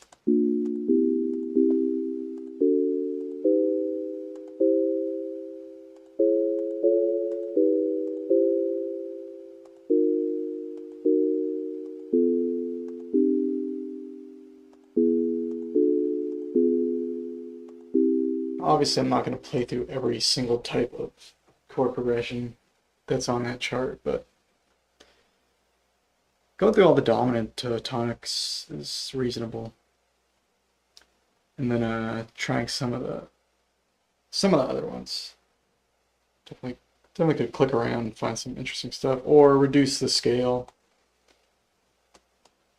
to like nice tone or super nice or something. And try all those maybe. I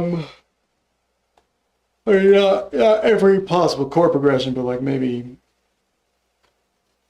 depending on the size, the number of options, try like a bunch of the predominant to the dominant to the tonics or whatever.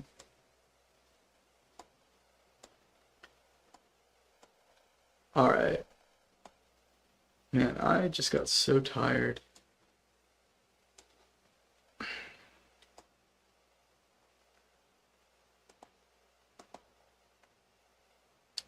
Um,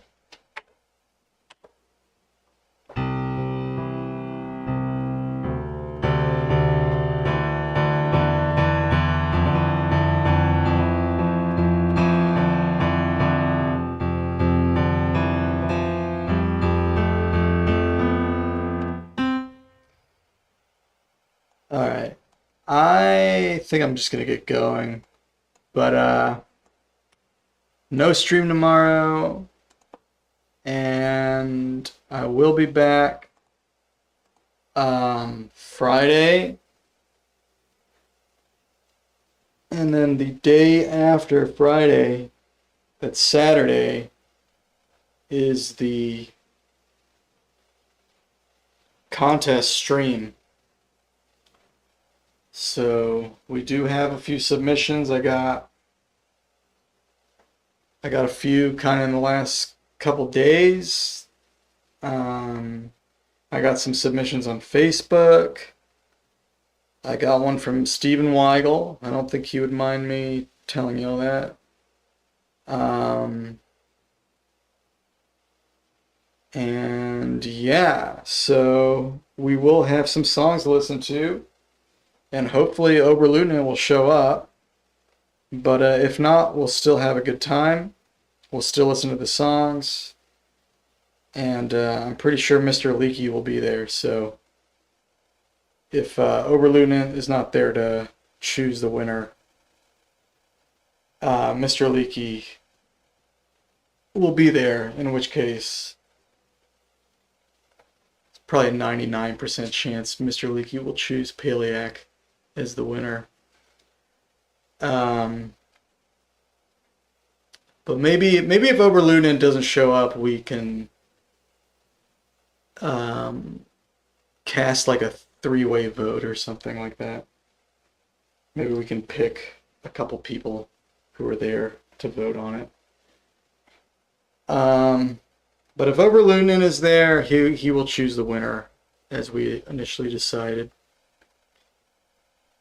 So yeah, fingers crossed that he shows up. The only reason I say if he's there is because he has not really been coming to any of the streams lately.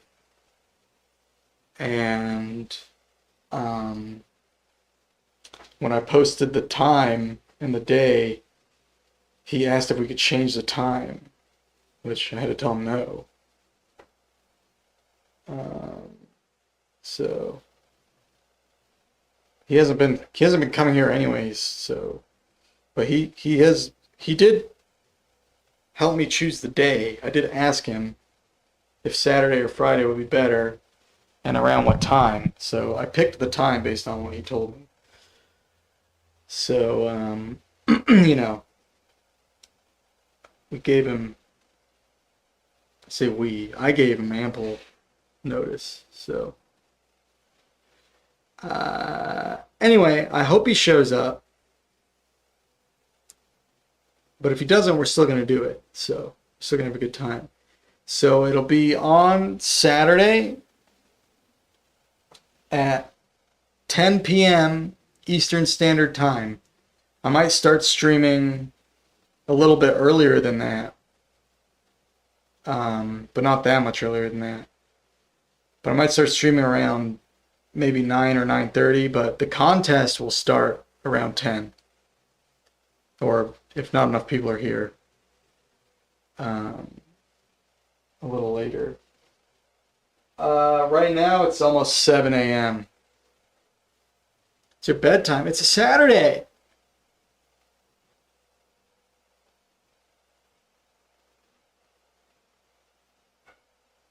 You go to bed at 10 p.m. on a set? You go to bed at... Nah, in your time it's like 7. You go to bed at 7 at night on a Saturday, dude? Come on. 4 a.m. for you, Romeo's? You're used to it. Oh my goodness. 4 a.m. It's 7 a.m. here.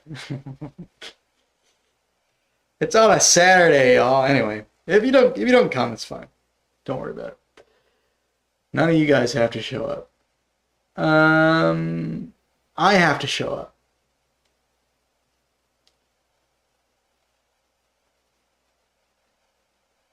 I go to bed at 7 p.m. That is just so wild. You're like the opposite of me. I don't understand why anyone would go to sleep that early. That is just insanely early. No one understands why I would stay up and so late. It's insanely late. So you just woke up. That's why you're here right now. I was like, I figured you just are going crazy. Maybe y'all are out of school. I have to show up. I'm the chosen one. This is my idea to do this crazy contest. This is just my normal sleep schedule, though. Opposite time schedules. Nice. Well, anyway, I'm streaming earlier. I was hoping it would get more people in, but maybe it won't because it's so different from my normal stream time. But it was also to get Oberleutnant to show up. So there's a good possibility that Oberleutnant won't show up, and neither will anyone else. And it'll just be me talking to 0 viewers, in which case I'll choose the winner.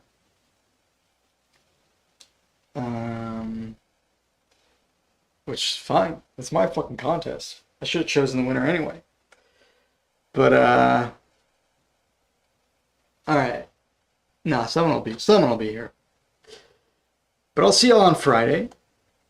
And I'll probably be doing more of this chord chart thing. And hopefully my arm will have healed up a little bit. By then I can actually play two-handed again. So yeah. Anyway, very cool tool from Paliac. This is exactly the sort of thing I've been hoping to see more of. And I think this is a really creative approach to doing it. Paliac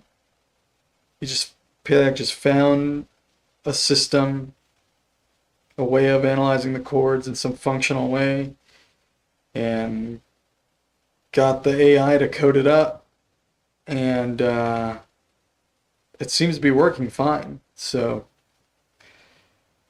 it's a really cool approach, and I definitely feel like I've already learned quite a bit from it. See you, Romeo. Thanks for dropping by, dude.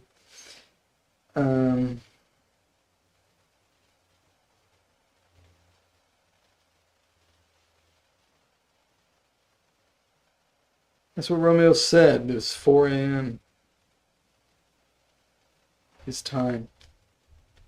And when I was y'all's age, I stayed up all night on a Saturday.